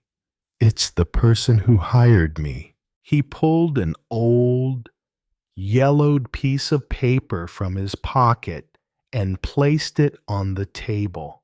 A diagram. In the center is the name, Opération Vertige, surrounded by arrows leading to agencies: the National Police, the Ministry of the Interior, the Archives. A name handwritten in red ink: Maigret. Maigret was silent. "I was in on this plan." "No. You are the breaking point," Delafosse whispered, as if confessing. "In 1946, after the war, they needed people who could track down the truth, but never get to the bottom of it. They chose you. They followed you. They controlled what you didn't write in your reports, but you kept going. You crossed the line. And now they want me to stop." "No, Maigret, they fear you now, because you are the last one who remembers it completely." Maigret took the paper. It was as light as ash, but it was the first piece of evidence that all the sporadic incidents of the past 30 years weren't random. They were serial, a long silent plot, like wordless music. "Dr. Delafosse said, as Maigret left the room, memory is the ultimate weapon, Inspector. They only win if you forget. Outside, the rain had stopped. Paris seemed to hold its breath, and Maigret once again stepped out, carrying what no one dared to keep the truth. Chapter 22. The Trap in the Disciplinary Office. 5th floor. Ministry of Internal Affairs building. Long hallway. Fluorescent lights blinking as if blinking. No name on the door. Just a small brass plate internal control office. Maigret stood before it like an old soldier returning to his old battlefield where he had been summoned for speaking outside of his command and lack of cooperation with higher authority. Lucas waited at the top of the stairs, his hand near the gun under his jacket. He looked at his boss with a knowing look. This time he had no one to back him up. "Are you sure I didn't come in to talk? I came in to hear one last lie." The door opened without a sound inside an absurdly neat office. White walls. No portraits. No files on the desk. Just a man in a black suit. Slicked back hair. Making tea. "Mr. Maigret, it is an honor. You are..." "Call me de Croisset. I coordinate the backlog, especially the ones with an element of overkill." Maigret sat down. Didn't take a cigarette. Didn't say anything. Just looked. De Croisset smiled and poured tea as if he were entertaining an old professor. "I know you met Delafosse, and I know you have the map of Opération Vertige. Are you here to get it back?" "No. I came to make a choice." On the table, de Croisset placed 2 envelopes, one white, one black. White honorable retirement with confidential medical records showing signs of mental distress. Black, the start of a series of articles, letters of complaint, and even an arrest warrant if he continues to dretch the past. Maigret did not touch the 2 envelopes. He only asked, "Who is in charge of the Vertige project?" De Croisset was silent. Then he replied, slowly, "Sometimes there is no one directing it. It is just the system that keeps itself alive by erasing the memories of people like you." There was a light knock at the door. Lucas entered, tossing a complete copy of the Vertige dossier onto the table from the ministry archives themselves. "The sheriff signed the order to open the archives this morning," Lucas said, "after he submitted his report at 4 o'clock in the morning." De Croisset stopped smiling. "You can't go against the world." "I am not against the world." Maigret stood up, his voice as hoarse as a whetstone. "I am only against a lie that has gone on for too long." Outside in the hallway, Sunlight shone through the glass doors. Maigret emerged, empty-handed, but carrying with him the entire memory of an industry that once thought itself immortal. Chapter 23. A Corpse. Amidst the destroyed record. Secret Archives Room. Basement 3, Ministry of the Interior. No windows. No radio signals. No footsteps, except the steady whir of the shredder. Lucas was the first to enter. The smell of burning metal, the smell of old, burned paper, and in the middle of the room, a body, faceless. Maigret appeared not long after. He did not need to ask anyone to tell him the news. News like this came to him of its own accord, like a shadow that does not want to die alone. Confirm identity. Lucas nodded, his face pale. Robert Chevalier, senior archivist. The one who delivered the Operation Vertige files to me yesterday.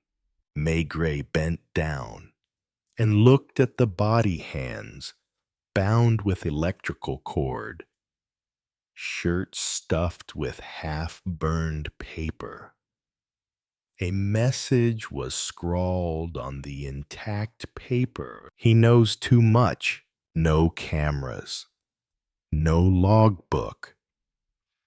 The room key was still in the drawer of the security chief, who was on a business trip abroad. Lucas muttered, "They are erasing traces like they are erasing people." Maigret looked silently up at the shelf. A box of files had been torn open. A carbon print on the old cover, Project B447. Not listed in the official catalogue. Lucas, make a report.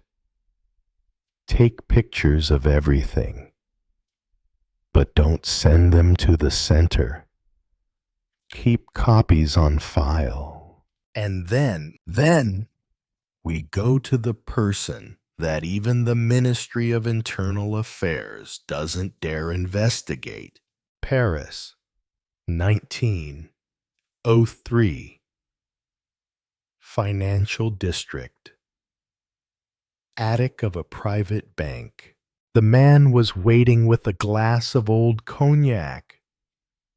Gray hair, no tie. A military medal scratched on his chest. I knew this day would come, Maigret. And you know who killed Chevalier? Silence. Then he pulled a black and white photograph from the safe. There were 3 people in it. Chevalier, de Coissé, and a police major named Jean-Baptiste Mornay. They used to run Vertige together, but Mornay, he never retired. Maigret looked closely at the photo. Not at the face, but at the ring on the middle man's finger. The symbol of a secret society that had been disbanded after the war. L'Ordre Silencieux. Maigret held the photo. His voice lowered. The question is no longer who killed whom, but who is alive to say what. Chapter 24. L'Ordre Silencieux. The Order of Silence and Those Who Never Disappear. Paris. Night shrouded in fog. An old building in the 16th arrondissement. Once the villa of a Vichy colonel is now the unofficial headquarters of an organization that intelligence files call the shadow within the shadow.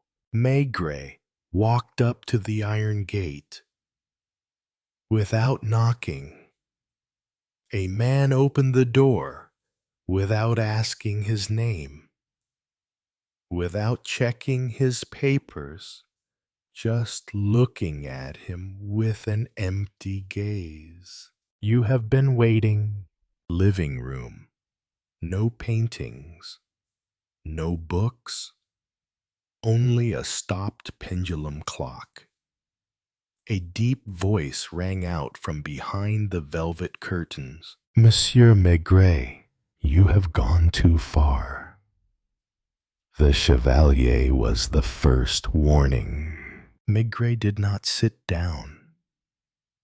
He took out the old photograph. Chevalier, Mornay, and de Croisset. Do you want me to think this is a thing of the past? A faint laugh. Verdig is the past. But you don't understand. The past never dies. It only seeks to hide itself under new names. Maigret. They are being killed.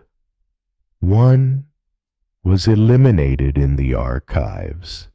Who is the other? The silence was thicker than the smoke.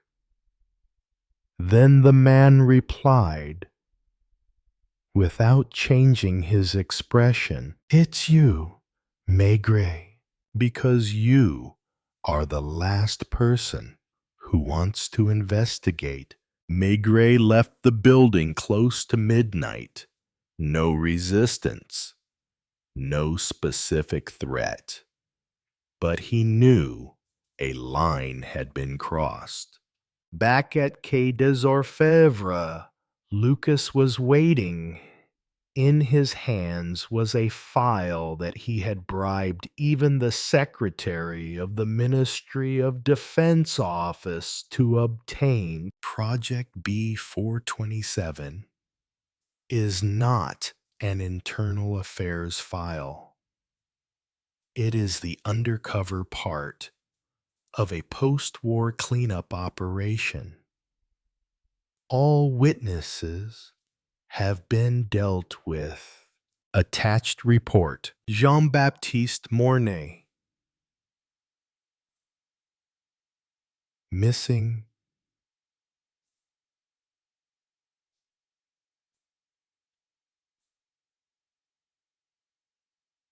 Unidentified. De Croisset. Appointed to foreign intelligence. Chevalier. Responsible for destroying records from 1972 to present. Supervisor SG. Identity unknown.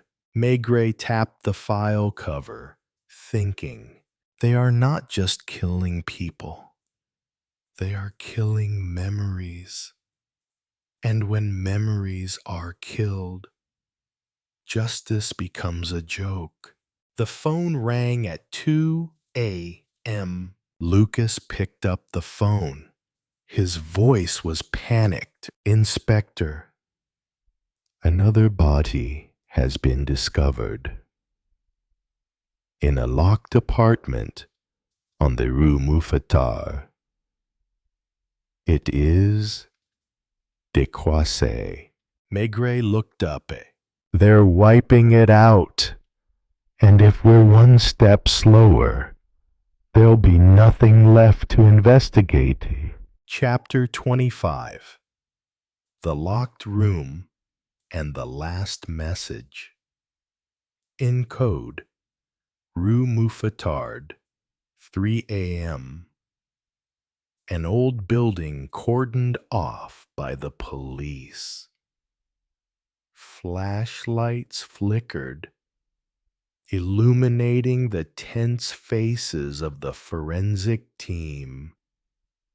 Maigret entered the third floor, the apartment where Descroisses had just been found.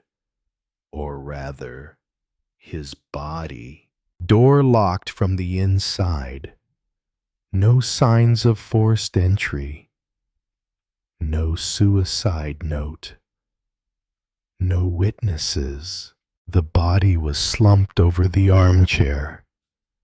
Blood stained his shirt on the left chest. No signs of struggle. No murder weapon at the scene. Lucas bent down and said softly, "The coroner said he died from a single stab wound. Near the heart. Low angle. Either the person sitting across from him or himself." Maigret shook his head.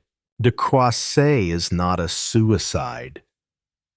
Not when he wrote to me only 48 hours ago. On the table was a cup of warm tea and an open book, Les Liaisons Dangereuses.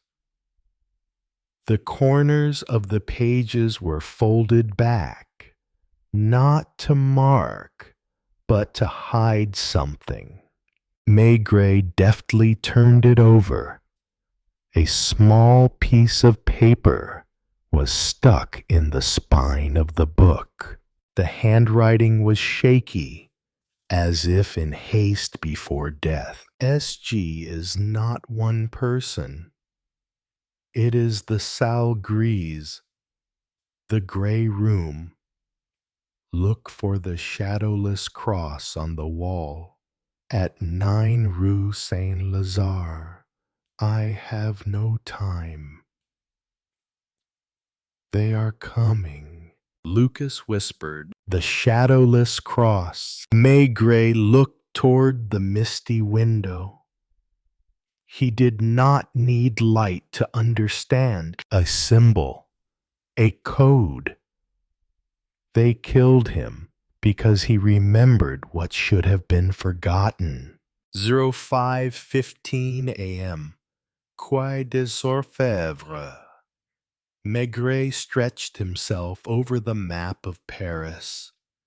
His mind was spinning in fragments. Salle Grise, Chevalier, Project B, 427. And now, the shadowless cross. Lucas walked in with a dusty old file. Found this in the old internal security archives. Wall number 9, Rue Saint-Lazare. Used to be the address of an underground church. Closed in 1948 for unknown reasons. Maigret nodded slightly. Unexplained means there is a very clear reason, but it is buried in the old interior office, the last secret archive. Maigret knows he is following a hidden bloodline under Paris, where the past, crime, and silence are encoded in blood, power, and erased memory. Chapter 26. The Shadowless Cross and the Survivors. 6:30 a.m. 9. Rue Saint-Lazare. Fog lingers between the ancient stone buildings. A mossy wall, gray and cracked. No number plate. No windows, just a faint black painted cross. Off to the left, and casting no shadow. Lucas whispered, "It's not a mark of God. Look closely. This is a seal, or rather a secret symbol." Maigret stepped forward and touched the paint with his hand. It was cold, dry, but when he pressed lightly, the wall hissed and opened. A false door was exposed. No lock, no light inside.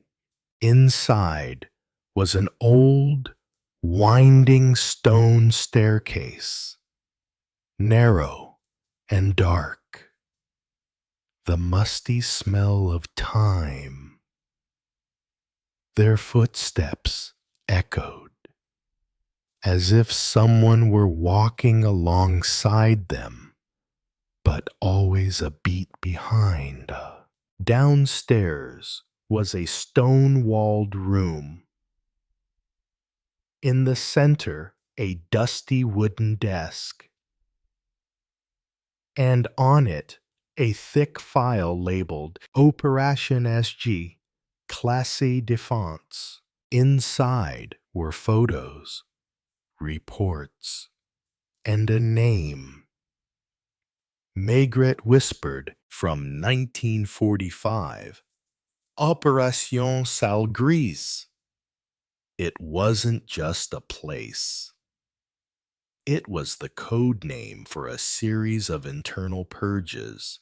In the related to remove list, Georges de Croisset, internal interpreter; Alain Chevalier, coordination officer; Henri Domont, secret communications manager; and a name in black. Lucas's voice trembled. "This name is covered. Someone doesn't want it to be revealed." Maigret took out his fountain pen and lightly dabbed water on the black ink. The faded words gradually appeared. Commissaire J. M. Lucas' eyes widened. "Your name." Maigret stepped back. His heart pounded. No, it couldn't be. But he remembered. 45. A fragmentary memory. An interrupted internal investigation. An interrogation from which he was asked to withdraw. An invisible hand has rewritten the record. And now, someone is killing the survivors one by one. Crack. The stone door slammed shut behind them. Lucas drew his gun. Maigret remained still, looking up at the stone ceiling. It is not de Croisset who is the ultimate target. Someone wants us to remember, or wants us to be buried with the truth. Footsteps echoed from the stairs.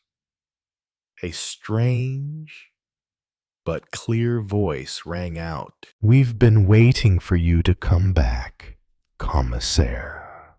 Chapter 27. The Key Holder and the Erased One. The voice echoed down the stairs, calm, unhurried. A man appeared, tall and thin, wearing an old-fashioned dark brown coat. He held a cane with a silver handle carved with an eagle. His face was in shadow. Only his eyes were visible steel gray, unwavering. Maigret did not move. Lucas raised his gun, but Maigret raised his hand slightly in a gesture. "This is no time to shoot into the dark. The man stepped into the light. Not young, not old, and the face was suspiciously familiar. "My name is Francois Leblanc, but you once knew me by another name, Commissaire." Maigret squinted. "Your name is in the Operation SG files." Leblanc nodded. "I am not the traitor they wrote. I was the one who collected those files, and they are the ones who silence each other." He sat down at the stone table, carefully placing the stick on the table as a symbol. 17 men were present that year. 9 are dead. 3 are missing. 3 are silent. And you, Maigret, the only one who doesn't remember what happened in the last room. Lucas, angry. "Why were you following us? Why didn't you come forward sooner?" Leblanc looked at him as if he were a small creature without fangs. "Because those who gave the orders are still alive, hidden in the highest places. And if I die, only he will have the memory." Maigret returned to the file table. He turned to the last page. An old photograph faded, but clearly showing him standing in a conference room next to a man whose face had been burned into the photograph. Below it was written, "I'm responsible for wiping all data if the operation fails." Maigret felt a chill run down his spine. A memory suddenly came back to him. A rainy night. His hands shaking as he stamped "confidential" on a file, then burned it in an old fireplace in the Clichy district office.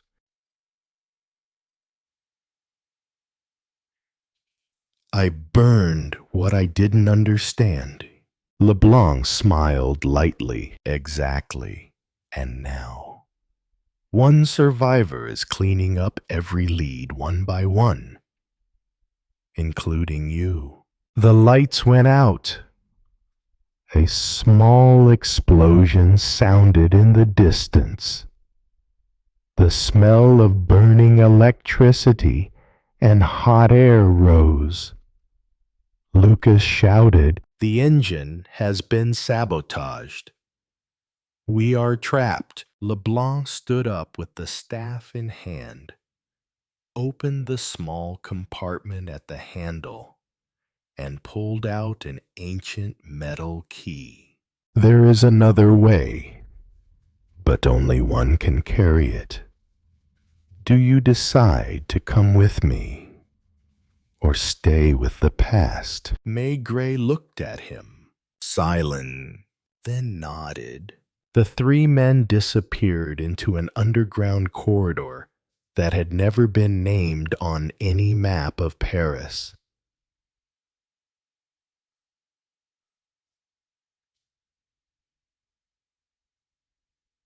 Chapter 28.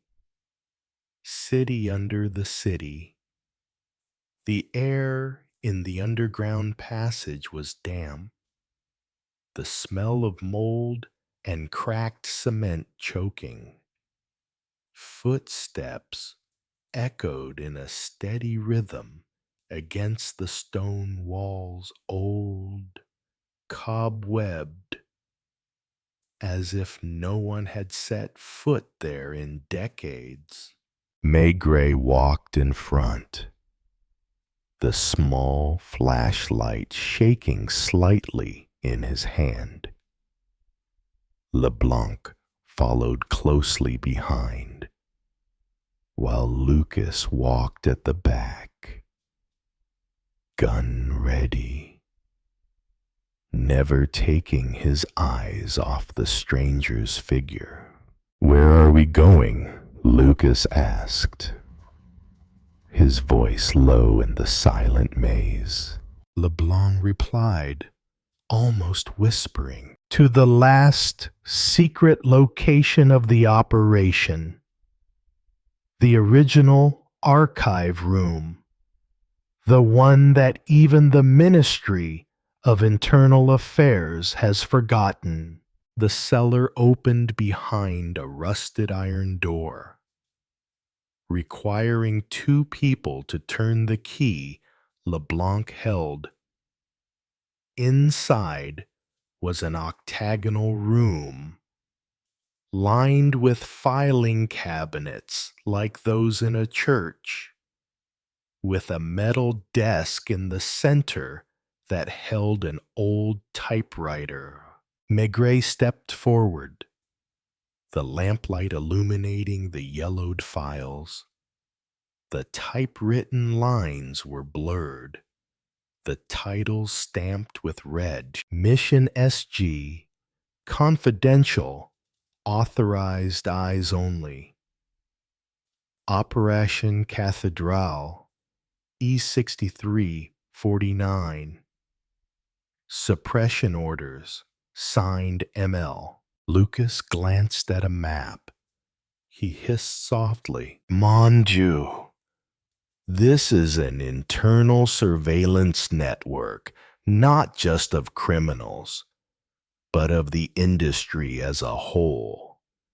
Every cop has a profile number."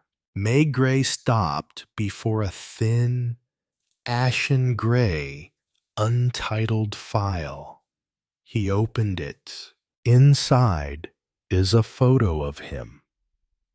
The photo was taken secretly, with a handwritten note, subject Jules Maigret, compromised asset, observed contact with targets, R. GB, LeBlanc, clearance to be revoked if deviations persists. Maigret's heart went cold. He had been a target himself, a pawn that could be destroyed if he no longer fit the campaign's objectives. "I am being followed by the very organization I serve." LeBlanc nodded. "And they took care of the ones who remembered." What they didn't expect was that he still wanted to find the truth. Lucas shouted from the corner of the room, "There's a camera here, and it's still on. Someone's watching." In that moment, the door behind them slammed shut. There was a cold crack. The locking system was automatic. The main lights went out, leaving only a flashing red light and alarm. LeBlanc stepped back, smiling faintly. "I guess they found us. We don't have much time." Maigret turned around and sighed. "Then let me set a trap. If they want to wipe out the past, I will leave them with an undeniable ending." He turned back to the typewriter. "Type the first lines." "I am Jules Maigret, and this is my final statement before all the truth is erased." Chapter 29. Confession in the Stone Cellar. The steady tapping of the keys echoed through the underground, like the heartbeat of the cellar itself. Silent, melancholy, and with no way out. Maigret sat up straight, his eyes fixed on each word that appeared on the white paper. as if each line were a shot aimed straight at the system he had once served so faithfully.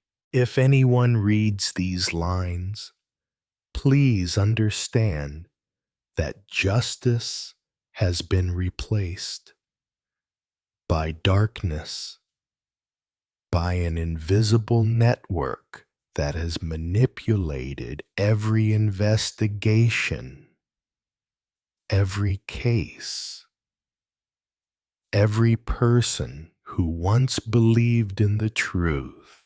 Behind him, Lucas blocked the door, gun trained on the electronic lock. LeBlanc was rummaging through filing cabinets, tearing papers into shreds and stuffing them into an old leather satchel. "We won't make it if we don't reopen the side exit," LeBlanc warned. "The witness's old route is gone. But if we make it in time, we can reach District 9, the old smuggling area near the station." Maigret did not stop typing. "They don't kill me in the dark. I will go into the light, even if I have to die there. Because I don't write to live.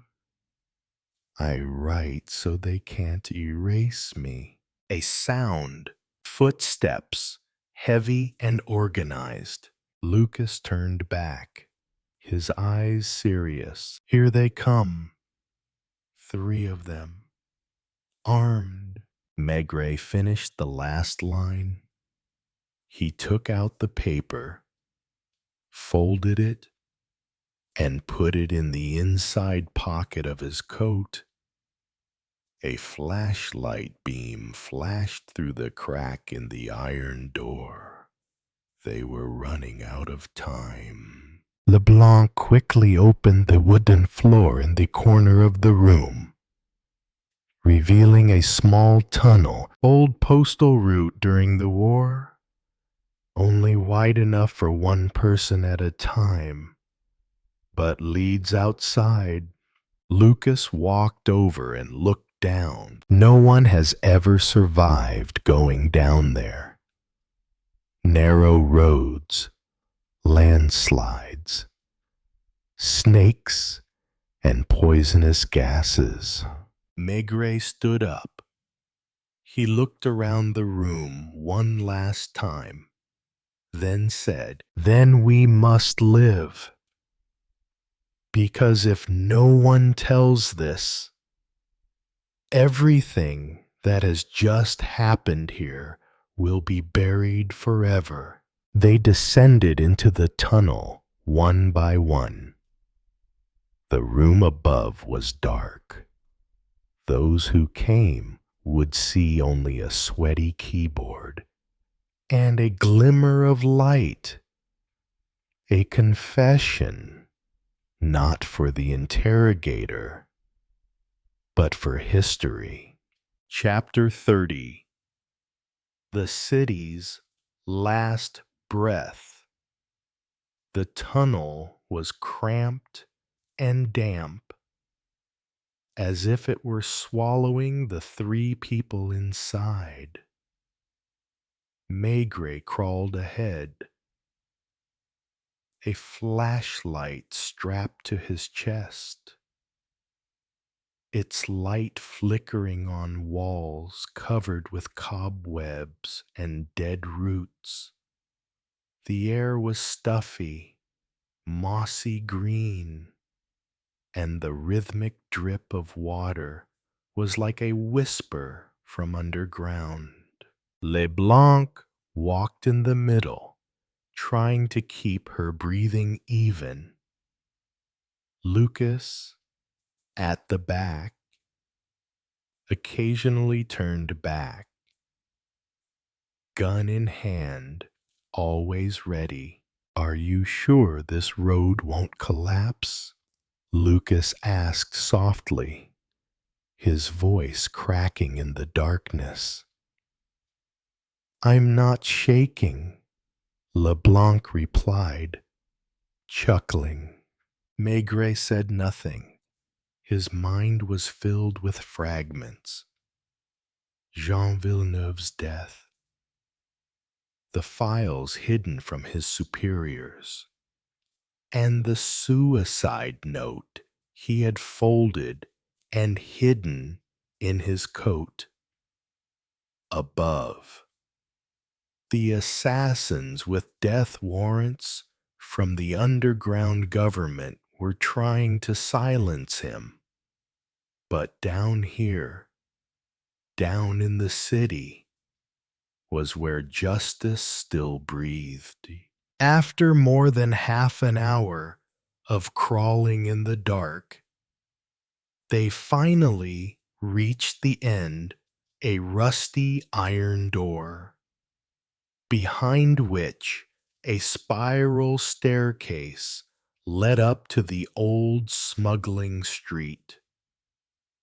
Once a trading post for undocumented immigrants, retired prostitutes, and those who had seen too much and lived too long.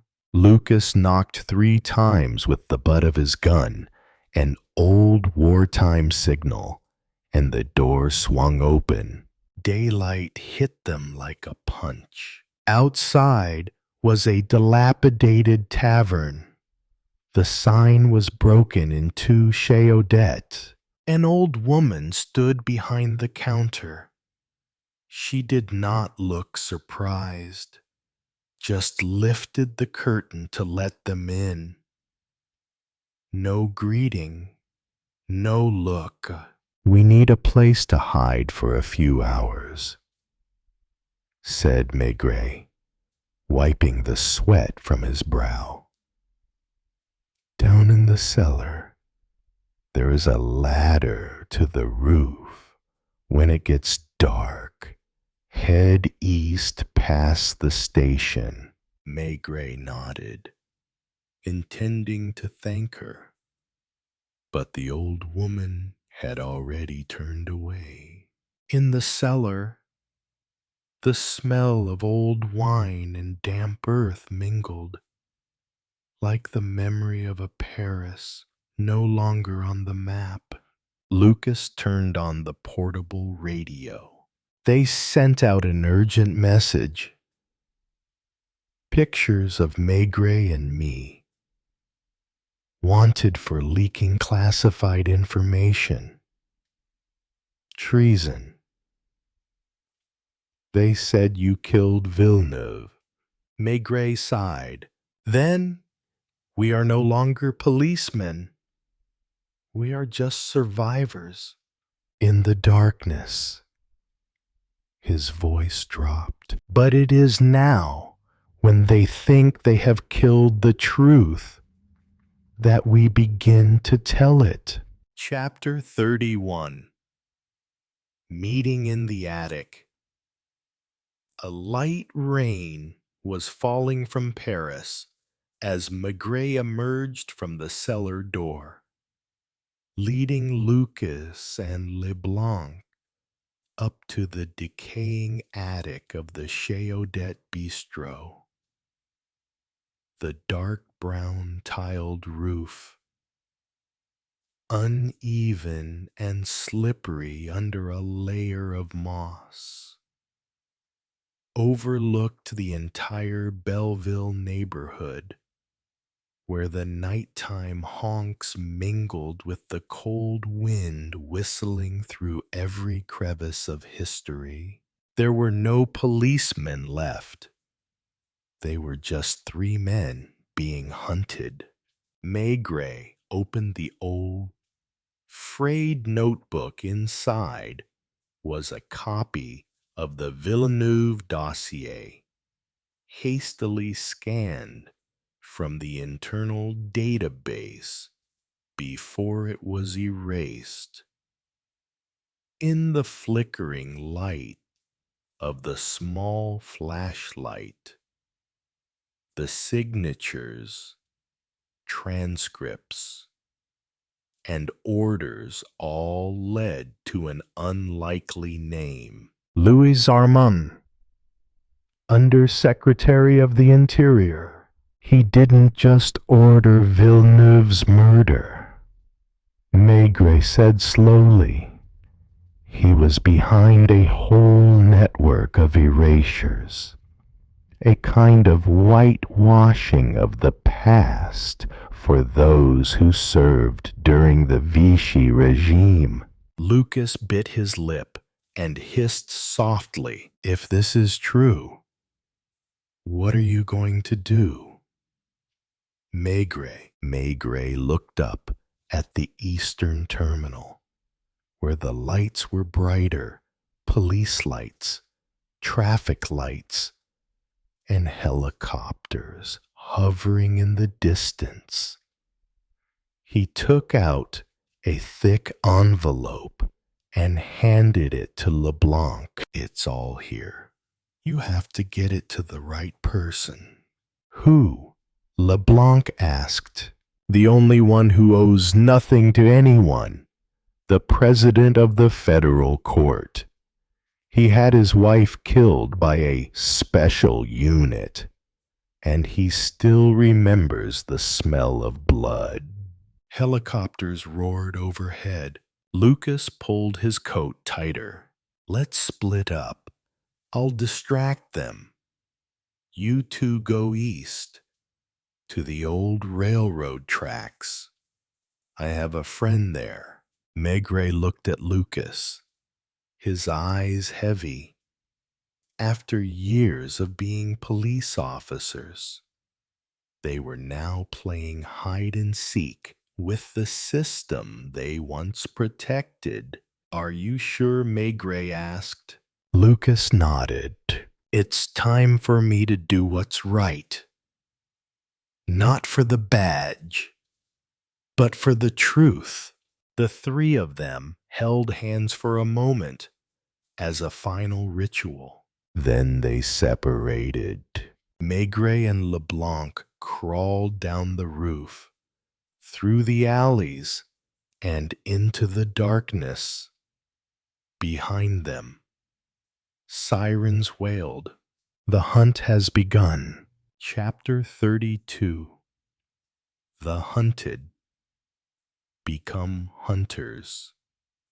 Maigret and LeBlanc hide in an old underground passageway beneath the East Station, a former wartime military supply line, now covered in cobwebs, damp, rust, and forgotten memories. The siren above grew farther and farther away. Maigret slowly took off his cap, wiped his sweat, and turned to LeBlanc. If I'm right, it's not just Louis Armand. There are at least 3 other names that have been cleared, and someone tried to drive me insane by following this lead. LeBlanc, still clutching the envelope of documents, nodded silently. We can't trust anyone in the department anymore. Not even the criminal police. Exactly, said Maigret. But we still have a chance. If we can find Villeneuve's contact. A name comes back to mind. Sophie Doucet, an investigative journalist who worked with Villeneuve, disappeared 6 months ago after an unpublished article. Her last known location was an abandoned gas station in Montreuil. If Sophie were alive, Maigret mused, she would be the missing piece. Montreuil, 03:41 a.m. An old truck was parked by the side of the road. Inside, A short-haired woman with sleep-dark eyes was adjusting a civilian radio antenna. Sophie Doucet was still alive and listening to scattered signals from an underground network, and the flashlight flashes. Sophie, Maigret appeared, his hands raised in the air. She pointed the gun, but stopped when she recognized his face. "I thought you guys were killed." Maigret nodded. "There is still a chance.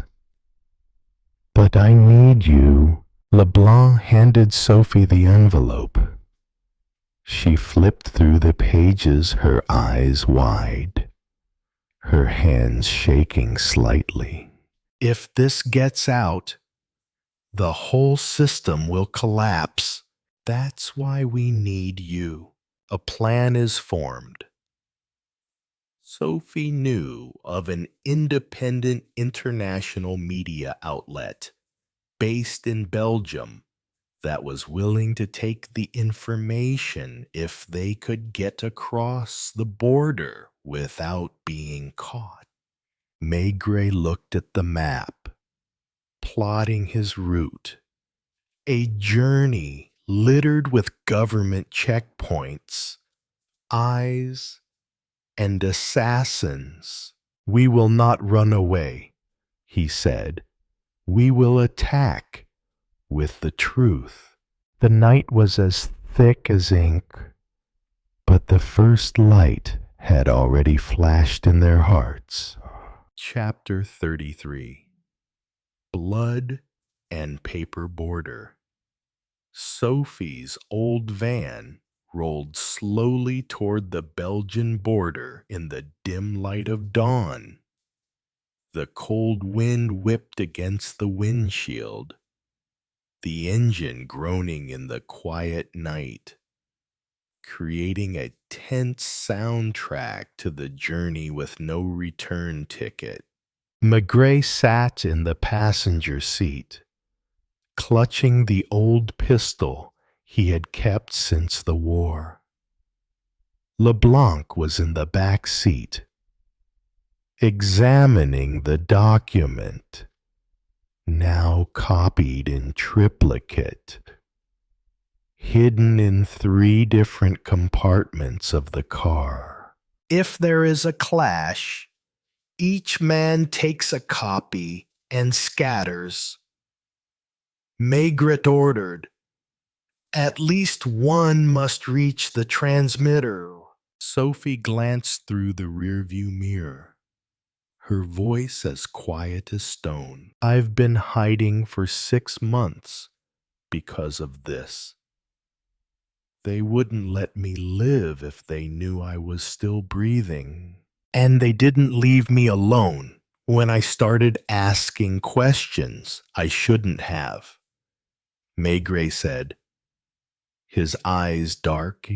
"Checkpoint number 14, National Highway, D943. The car slowed.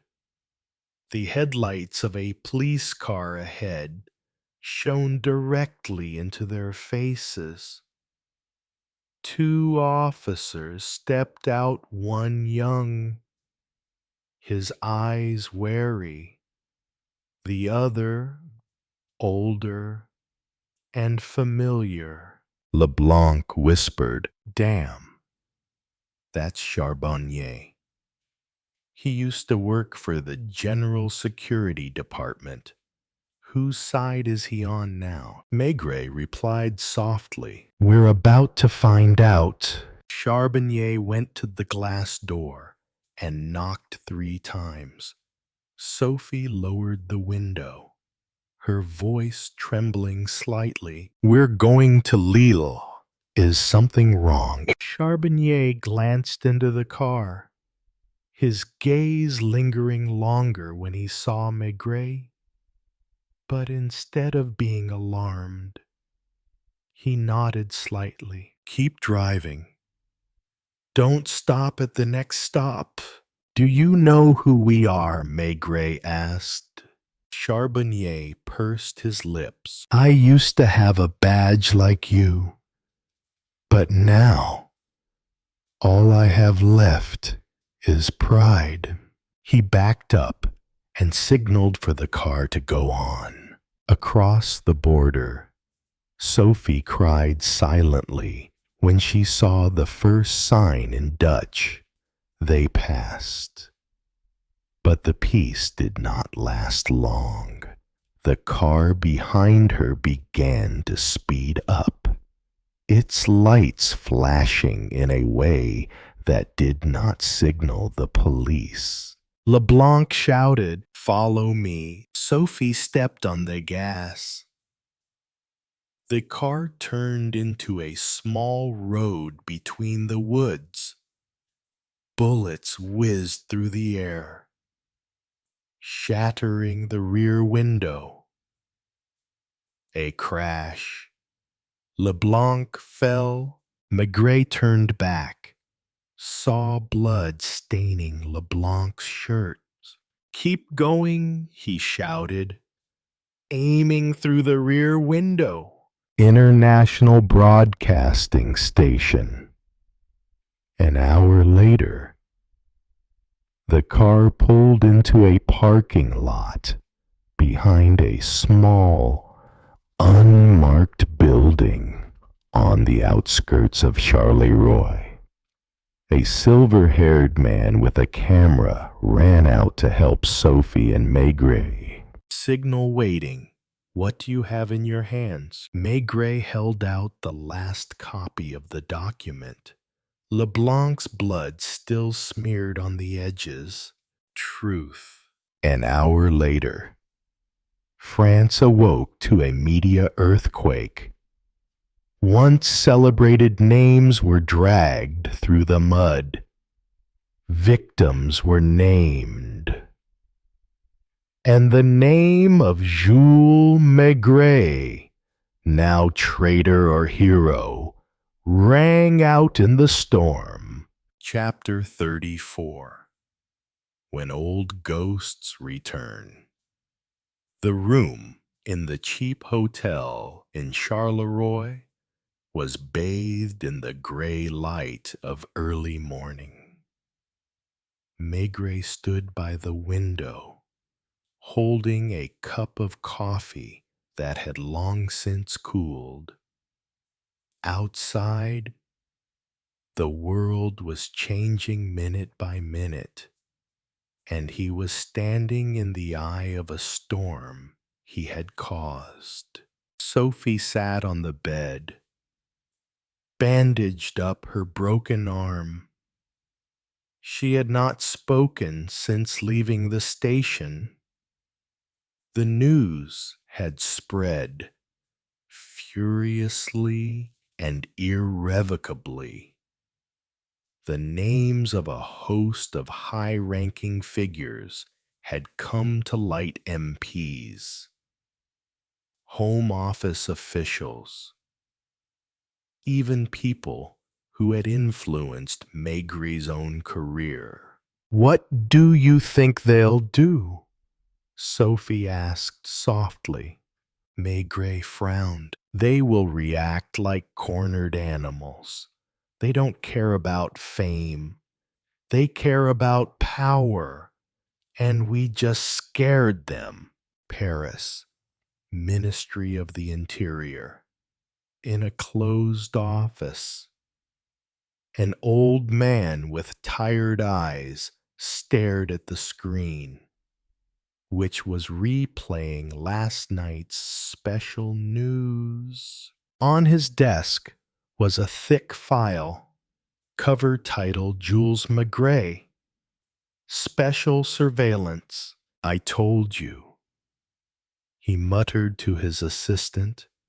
"He's not the type to stop. Should we deploy Unit 9, sir?" "No, we'll use something else. He has a weakness.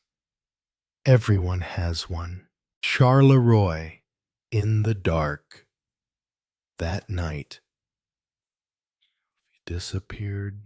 Maigret returned to the hotel after contacting an investigative journalist to find the door to his room forced open. The documents were intact, but Sophie was not. There was only a faint trace on the floor, a small trail of blood leading to the back door. No sound, no clues. Just a piece of paper torn from a file lying under the table. Jules, we'll trade her for your silence. 24 hours. Maigret stood still. The old sounds echoed in his head. Interrogations, screams in the darkness of war, broken promises. This time he cannot fail. Decision. He picked up the public phone at the nearby post office. He dialed a number he hadn't used in 10 years. An old, hoarse voice came from the other end of the line. Jules, I thought you were dead. Still alive. And in need of a reunion. Did they touch Sophie? Yes. And I can't wait any longer. Then meet me in Antwerp. Pier 6 midnight. Bring your gun. As the people began to debate the truth being revealed, Maigret once again entered the shadows. This time not for the law, but for the people. Chapter 35. The Nameless Ones in the Mist. Antwerp's Pier 6 is always quiet at night, but tonight the fog is thicker than usual. The yellow electric lights shimmer on the black water, and the distant sound of a ship's bell sounds like a faint call from the past. Maigret walked slowly, his long coat damp with dew, his hat pulled low. Under his sleeve, his familiar revolver was ready, a preparation he hoped he would never have to use, but knew he might. At the end of the pier stood a tall figure waiting, his back turned, smoking a cigarette. Maigret recognized the figure at once. Keller. The man turned back, his face cold with a scar across his cheek. It's been a long time, Jules.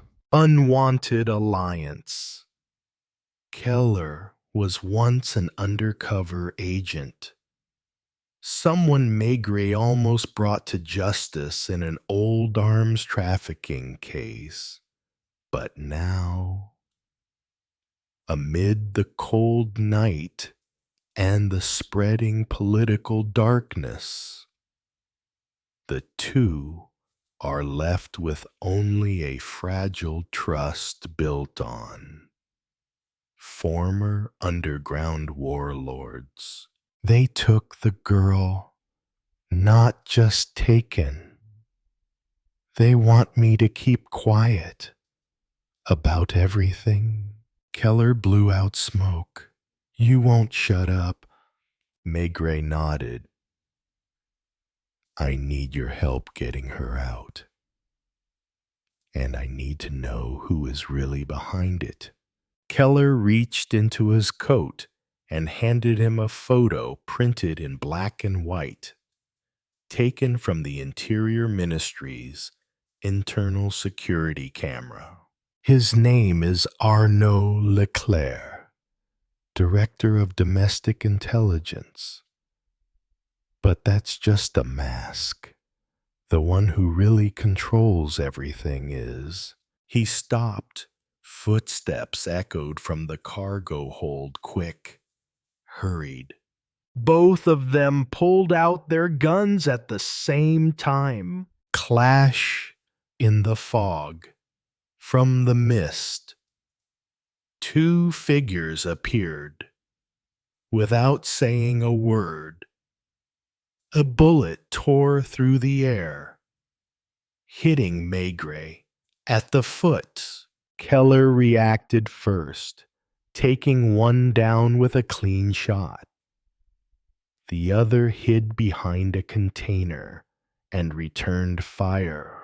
Maigret ducked to the side, crawling low. His left arm throbbed.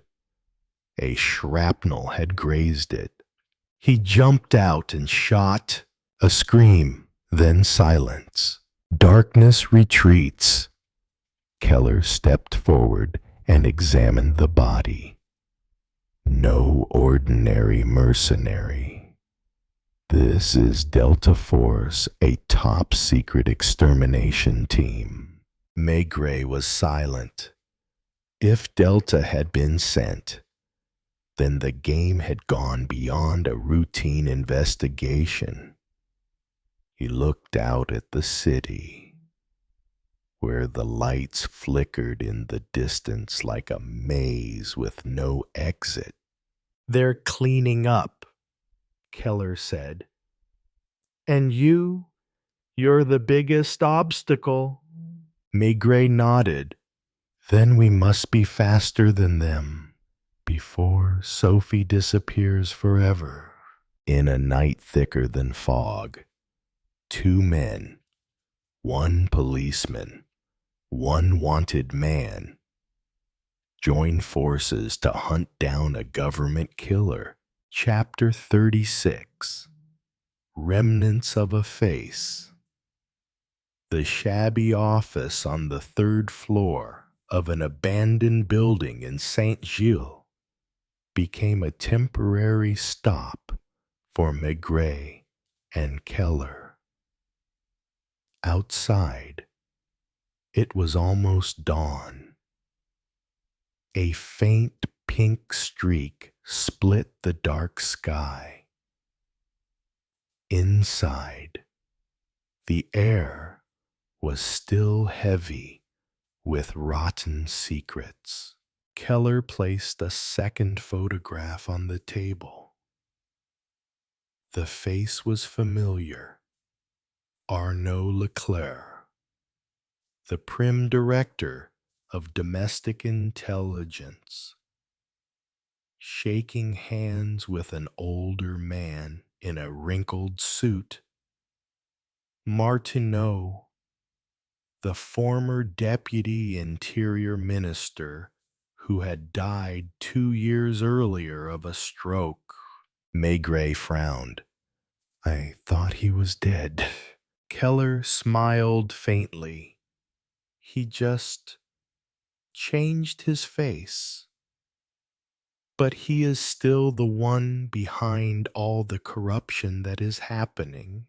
From the Ministry of Interior to a sinful nightclub, the trail of clues leads them to Le Mirage, a nightclub deep in the Pigalle district, where dancers and politicians mingle for drunken nights of seduction and intrigue. The owner, an elderly woman with piercing eyes, recognizes Maigret as soon as he enters. "You still don't know when to stop." Jules, she handed him a business card with just one line, Rousseau, security expert, and an address in the administrative district of the Ministry of the Interior. The truth is locked in a closed room at that address, a steel-walled room with a biometric lock. But Keller had a way. 3 minutes later, they were inside. On the wall, a diagram of connections between high-ranking officials, one by one, with photos, profiles, cryptocurrency transactions, official trips, and a special branch Delta, the Specialized Assassination Unit. In the center, Leclerc, just below, a picture of Sophie. Red handwriting scrawled, "Mining complete. Pending processing." Maigret stood still. "They see her as property," he said softly. "Not human." Keller clenched his fists. "They will kill her like all those who know too much. Unless we bring her out first. There is no time." The price of truth. As they left the building, an unmarked black car parked across the street revved its engine. A sniper was hiding on the roof. Maigret and Keller drew their guns at the same time, but this time they were slower. A bullet pierced the glass. Keller pushed Maigret down. There was a dry thud.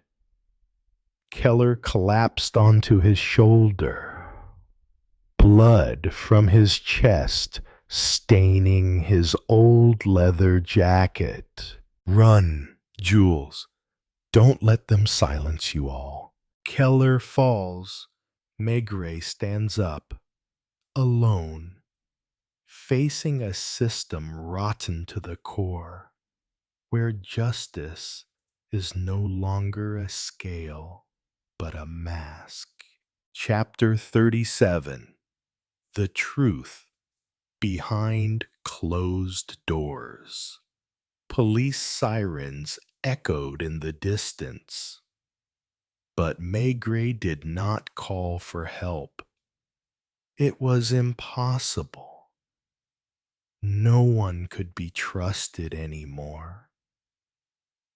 As Keller lay motionless on the pavement, eyes wide with shock, Maigret removed the blood-stained glasses from his friend's hands and placed them gently in his jacket.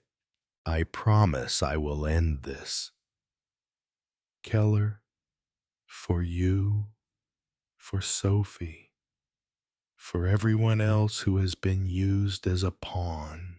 He stood, no more shaking, no more anger, just the cold concentration of an old beast about to strike one last blow. Keller's phone. Maigret opened Keller's phone. The password was his daughter's birthday. Inside, an unsent recording. Keller's voice whispering in the darkness. Rousseau was more than just a security expert. He was in charge of encryption for Delta. Sophie was just part of a government-level information control project. And Martineau, he's not dead. He's at the center of it all. Attached is an IP address, a string of code, and a scan of a document taken from an internal file. Operation Veritas. Confidential. Eyes only. Office of the Ministry of the Interior. A few hours later, Maigret stood in front of the Ministry of the Interior building. Rain had begun to fall, a soft, cold drizzle like steel. He entered without knocking. The guards tried to stop him, but the look in his eyes, old, tired, but full of menace, made them retreat. "I want to see Rousseau. No appointment." "Then take me to Leclerc's office." "Now, unless you want to be called an accomplice in a state cover-up." Leclerc office, the room without echoes. The office on the 6th floor had no cameras, no windows, no eavesdropping. Leclerc sat behind his desk, unperturbed. "I didn't think you'd go that far, Maigret. You're still the old-fashioned detective, going by feel, not by system." Maigret put Keller's phone on the table. "You killed Keller. You killed Sophie. And you hid Martineau for 2 years. Leclerc laughed. "Sophie is alive. For now. She's more valuable while she's breathing. And Keller, a sacrificial pawn. He knows it." "And you think you're protecting your country by creating a network of murderers?" "It's not murder," Leclerc replied, his voice monotone. "It's altering reality. For a nation to survive, the truth must sometimes be altered." Maigret pulled out a gun. "I will bring you to light, even if it means bringing this whole building down." "You can't," Leclerc replied. "We are the roots. Pull us out, and the whole tree falls. Then I will burn down the whole forest." There was a click. The office door swung open. 2 men in gray coats entered, no badges, no identities. Maigret still did not lower his gun. Chapter 38. The Nameless Ones. Paris in the early morning was shrouded in a thin, invisible haze. Maigret sat in the car, his old pistol still in his lap, as cold as the night before. The anonymous faces still haunted his mind. 2 men in gray coats. No name tags, no badges, no voices. The shadow of an organization operating outside the law, but legalized from within. He looked in the rearview mirror. No one was following, but he knew they didn't need to.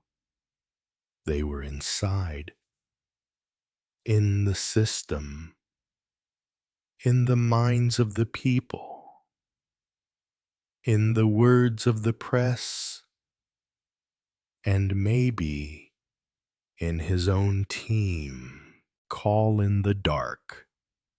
Keller's phone was still working. A new message appeared, with just one line. "If you really want to know the truth, come to the abandoned Saint Lazare train station. 030. No signature. no encryption, a trap, surely. But he had to go. There was no turning back. Saint Lazare, the forgotten train station, 3:00 a.m. No lights, no footsteps outside. But in the darkness, a light flickered from the end of a cigarette. A man appeared, younger than Maigret had expected. Not a policeman, not a traditional criminal. Leather jacket, close-cropped hair, and experienced eyes. "My name is Jules Martineau," said the man. "I am the man you thought was dead." Maigret tightened his grip on the gun in his pocket. "You are a ghost." "No, I am the witness, the target, and the final card in this game." Martineau tells the story. Martineau was a senior specialist in the Ministry of the Interior, monitoring calls and sensitive information. One day, he discovered that the system was using AI technology to manipulate citizen data, creating fake profiles, fake news, and fake deaths. I knew too much, and I protested. So I died in an accident. But a group, let's call them the Nameless, saved me. They knew this system could be weaponized against citizens. Maigret asked, "And Sophie, pawn and prey?" "She has a cached copy of the entire original system records, evidence to bring the entire network to light, and she's on the run." Deal in the dark, Martineau slipped Maigret a USB drive. "If you really want to stop this, you need to release what's in here, publicly, in its entirety. But it will put you on the exclusion list." Maigret sighed. "I've been on that list since Keller died." Martineau smiled. "Then do what the police dare not do. Be justice. Select." When Maigret stepped out of the station, it was almost dawn. A new morning, but no longer peaceful. In his pocket was something that could destroy a machine. And he was just an old detective, alone against the wheel. But in his heart, there was no more fear. There was only one question: is justice the truth, or just a permitted version of the truth? Chapter 39. Under the mask of the city, outside. Paris was waking up. The lights were coming on. The trams were rolling. The morning papers were lined up on sidewalk stalls. But to Maigret, it was just a facade, a thin veil concealing a quiet mechanism where power was distributed by secrecy and fake news rather than by law. In his hand, the USB burned, not because of the cold metal, but because of the weight of the truth that was not allowed to exist. L'Éclaireur editorial office. Maigret didn't take it to the police. He didn't call Le Monde or Figaro. Instead, he went to a smaller, independent, little-known newspaper, L'Éclaireur, a newspaper famous for not receiving government funding and being frequently interrupted online.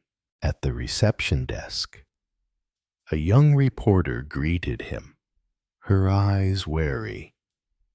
"Are you here about the Keller case?" Maigret nodded and placed the USB on the table.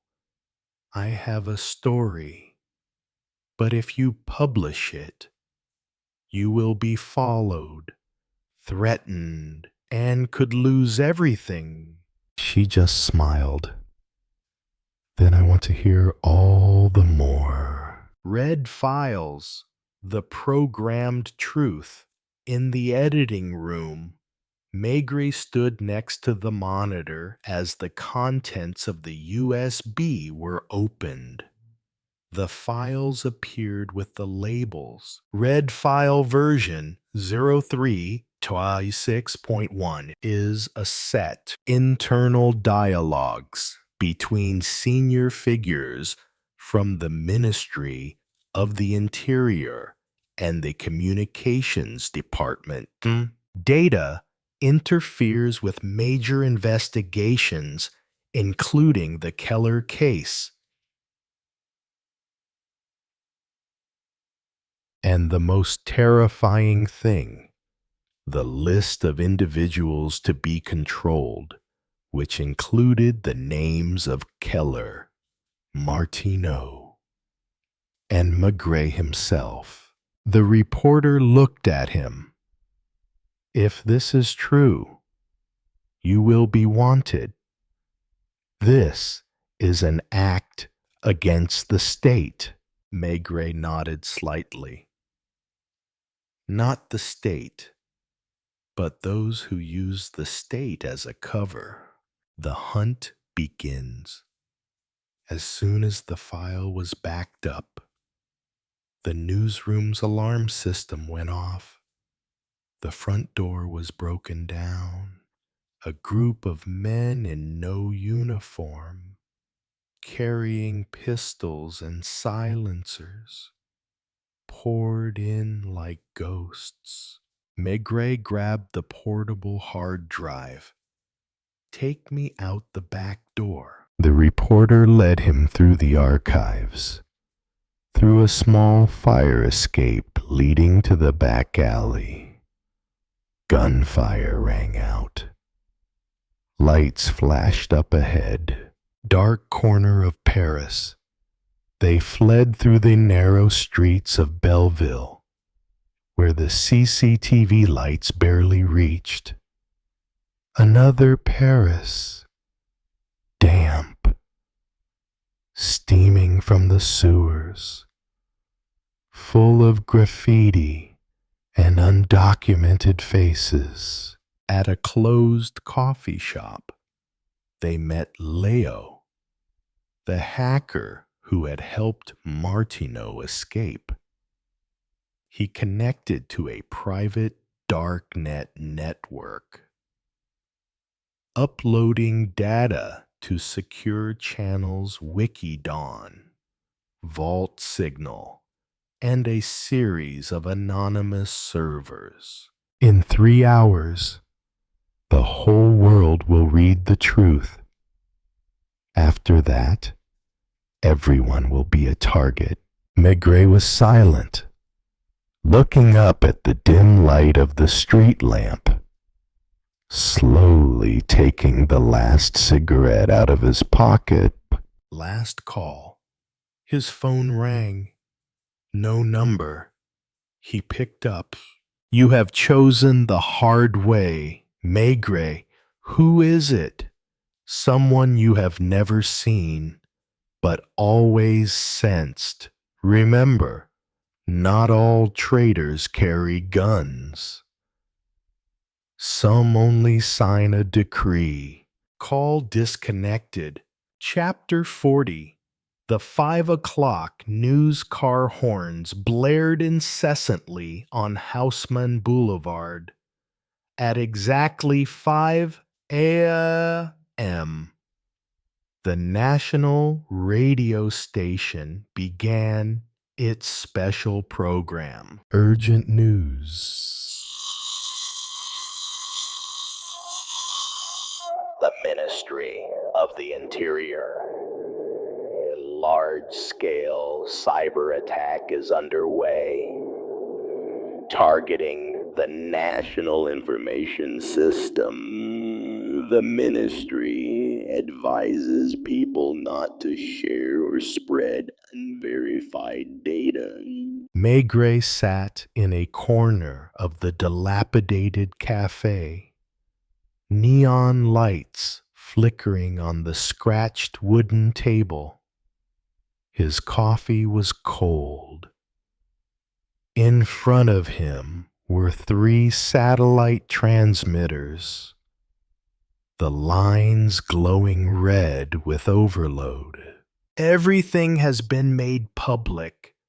The red file is now in international forums, in the hands of independent journalists, human rights organizations, and even some opposition members of parliament. But he knew the truth is never accepted immediately. There will be deniers.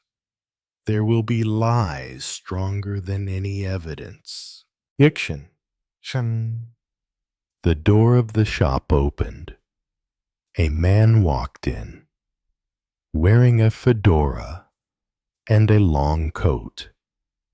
He walked like a shadow coming out of a mirror. Inspector Maigret. He was not surprised. I thought it would take longer for you to arrive. The other man pulled up a chair and sat across from him. He didn't show his ID. No need. People like him didn't work by the rules they wrote them with midnight phone calls. Do you know what you just did? Maigret shrugged. I just blew the whistle. He blew into the anthill. Proposal. The man pulled out an ivory envelope. We can make everything disappear. Files, lists, and you any way you choose, of course. Leave the civil service. Go to the country. Go fishing. Write your memoirs. Call it honorable retirement. Maigret looked at the envelope. It was an offer made with kind eyes, but behind it was a silenced gun waiting. He pushed the envelope back. I choose inconvenience over silence. I am no good at fishing. Select outside. The sky was lightening. The first newspaper had just been dropped from a truck. The front page of L'Éclaireur read Dossier Maigret and the collapse of the surveillance system. Attached is a black and white photo of him, walking out of the civil court, eyes looking straight ahead. A media war begins. A manhunt will follow. And Maigret. He just lit a cigarette and got up from the table. If you want to catch me, you better come before lunch. Then I'll disappear.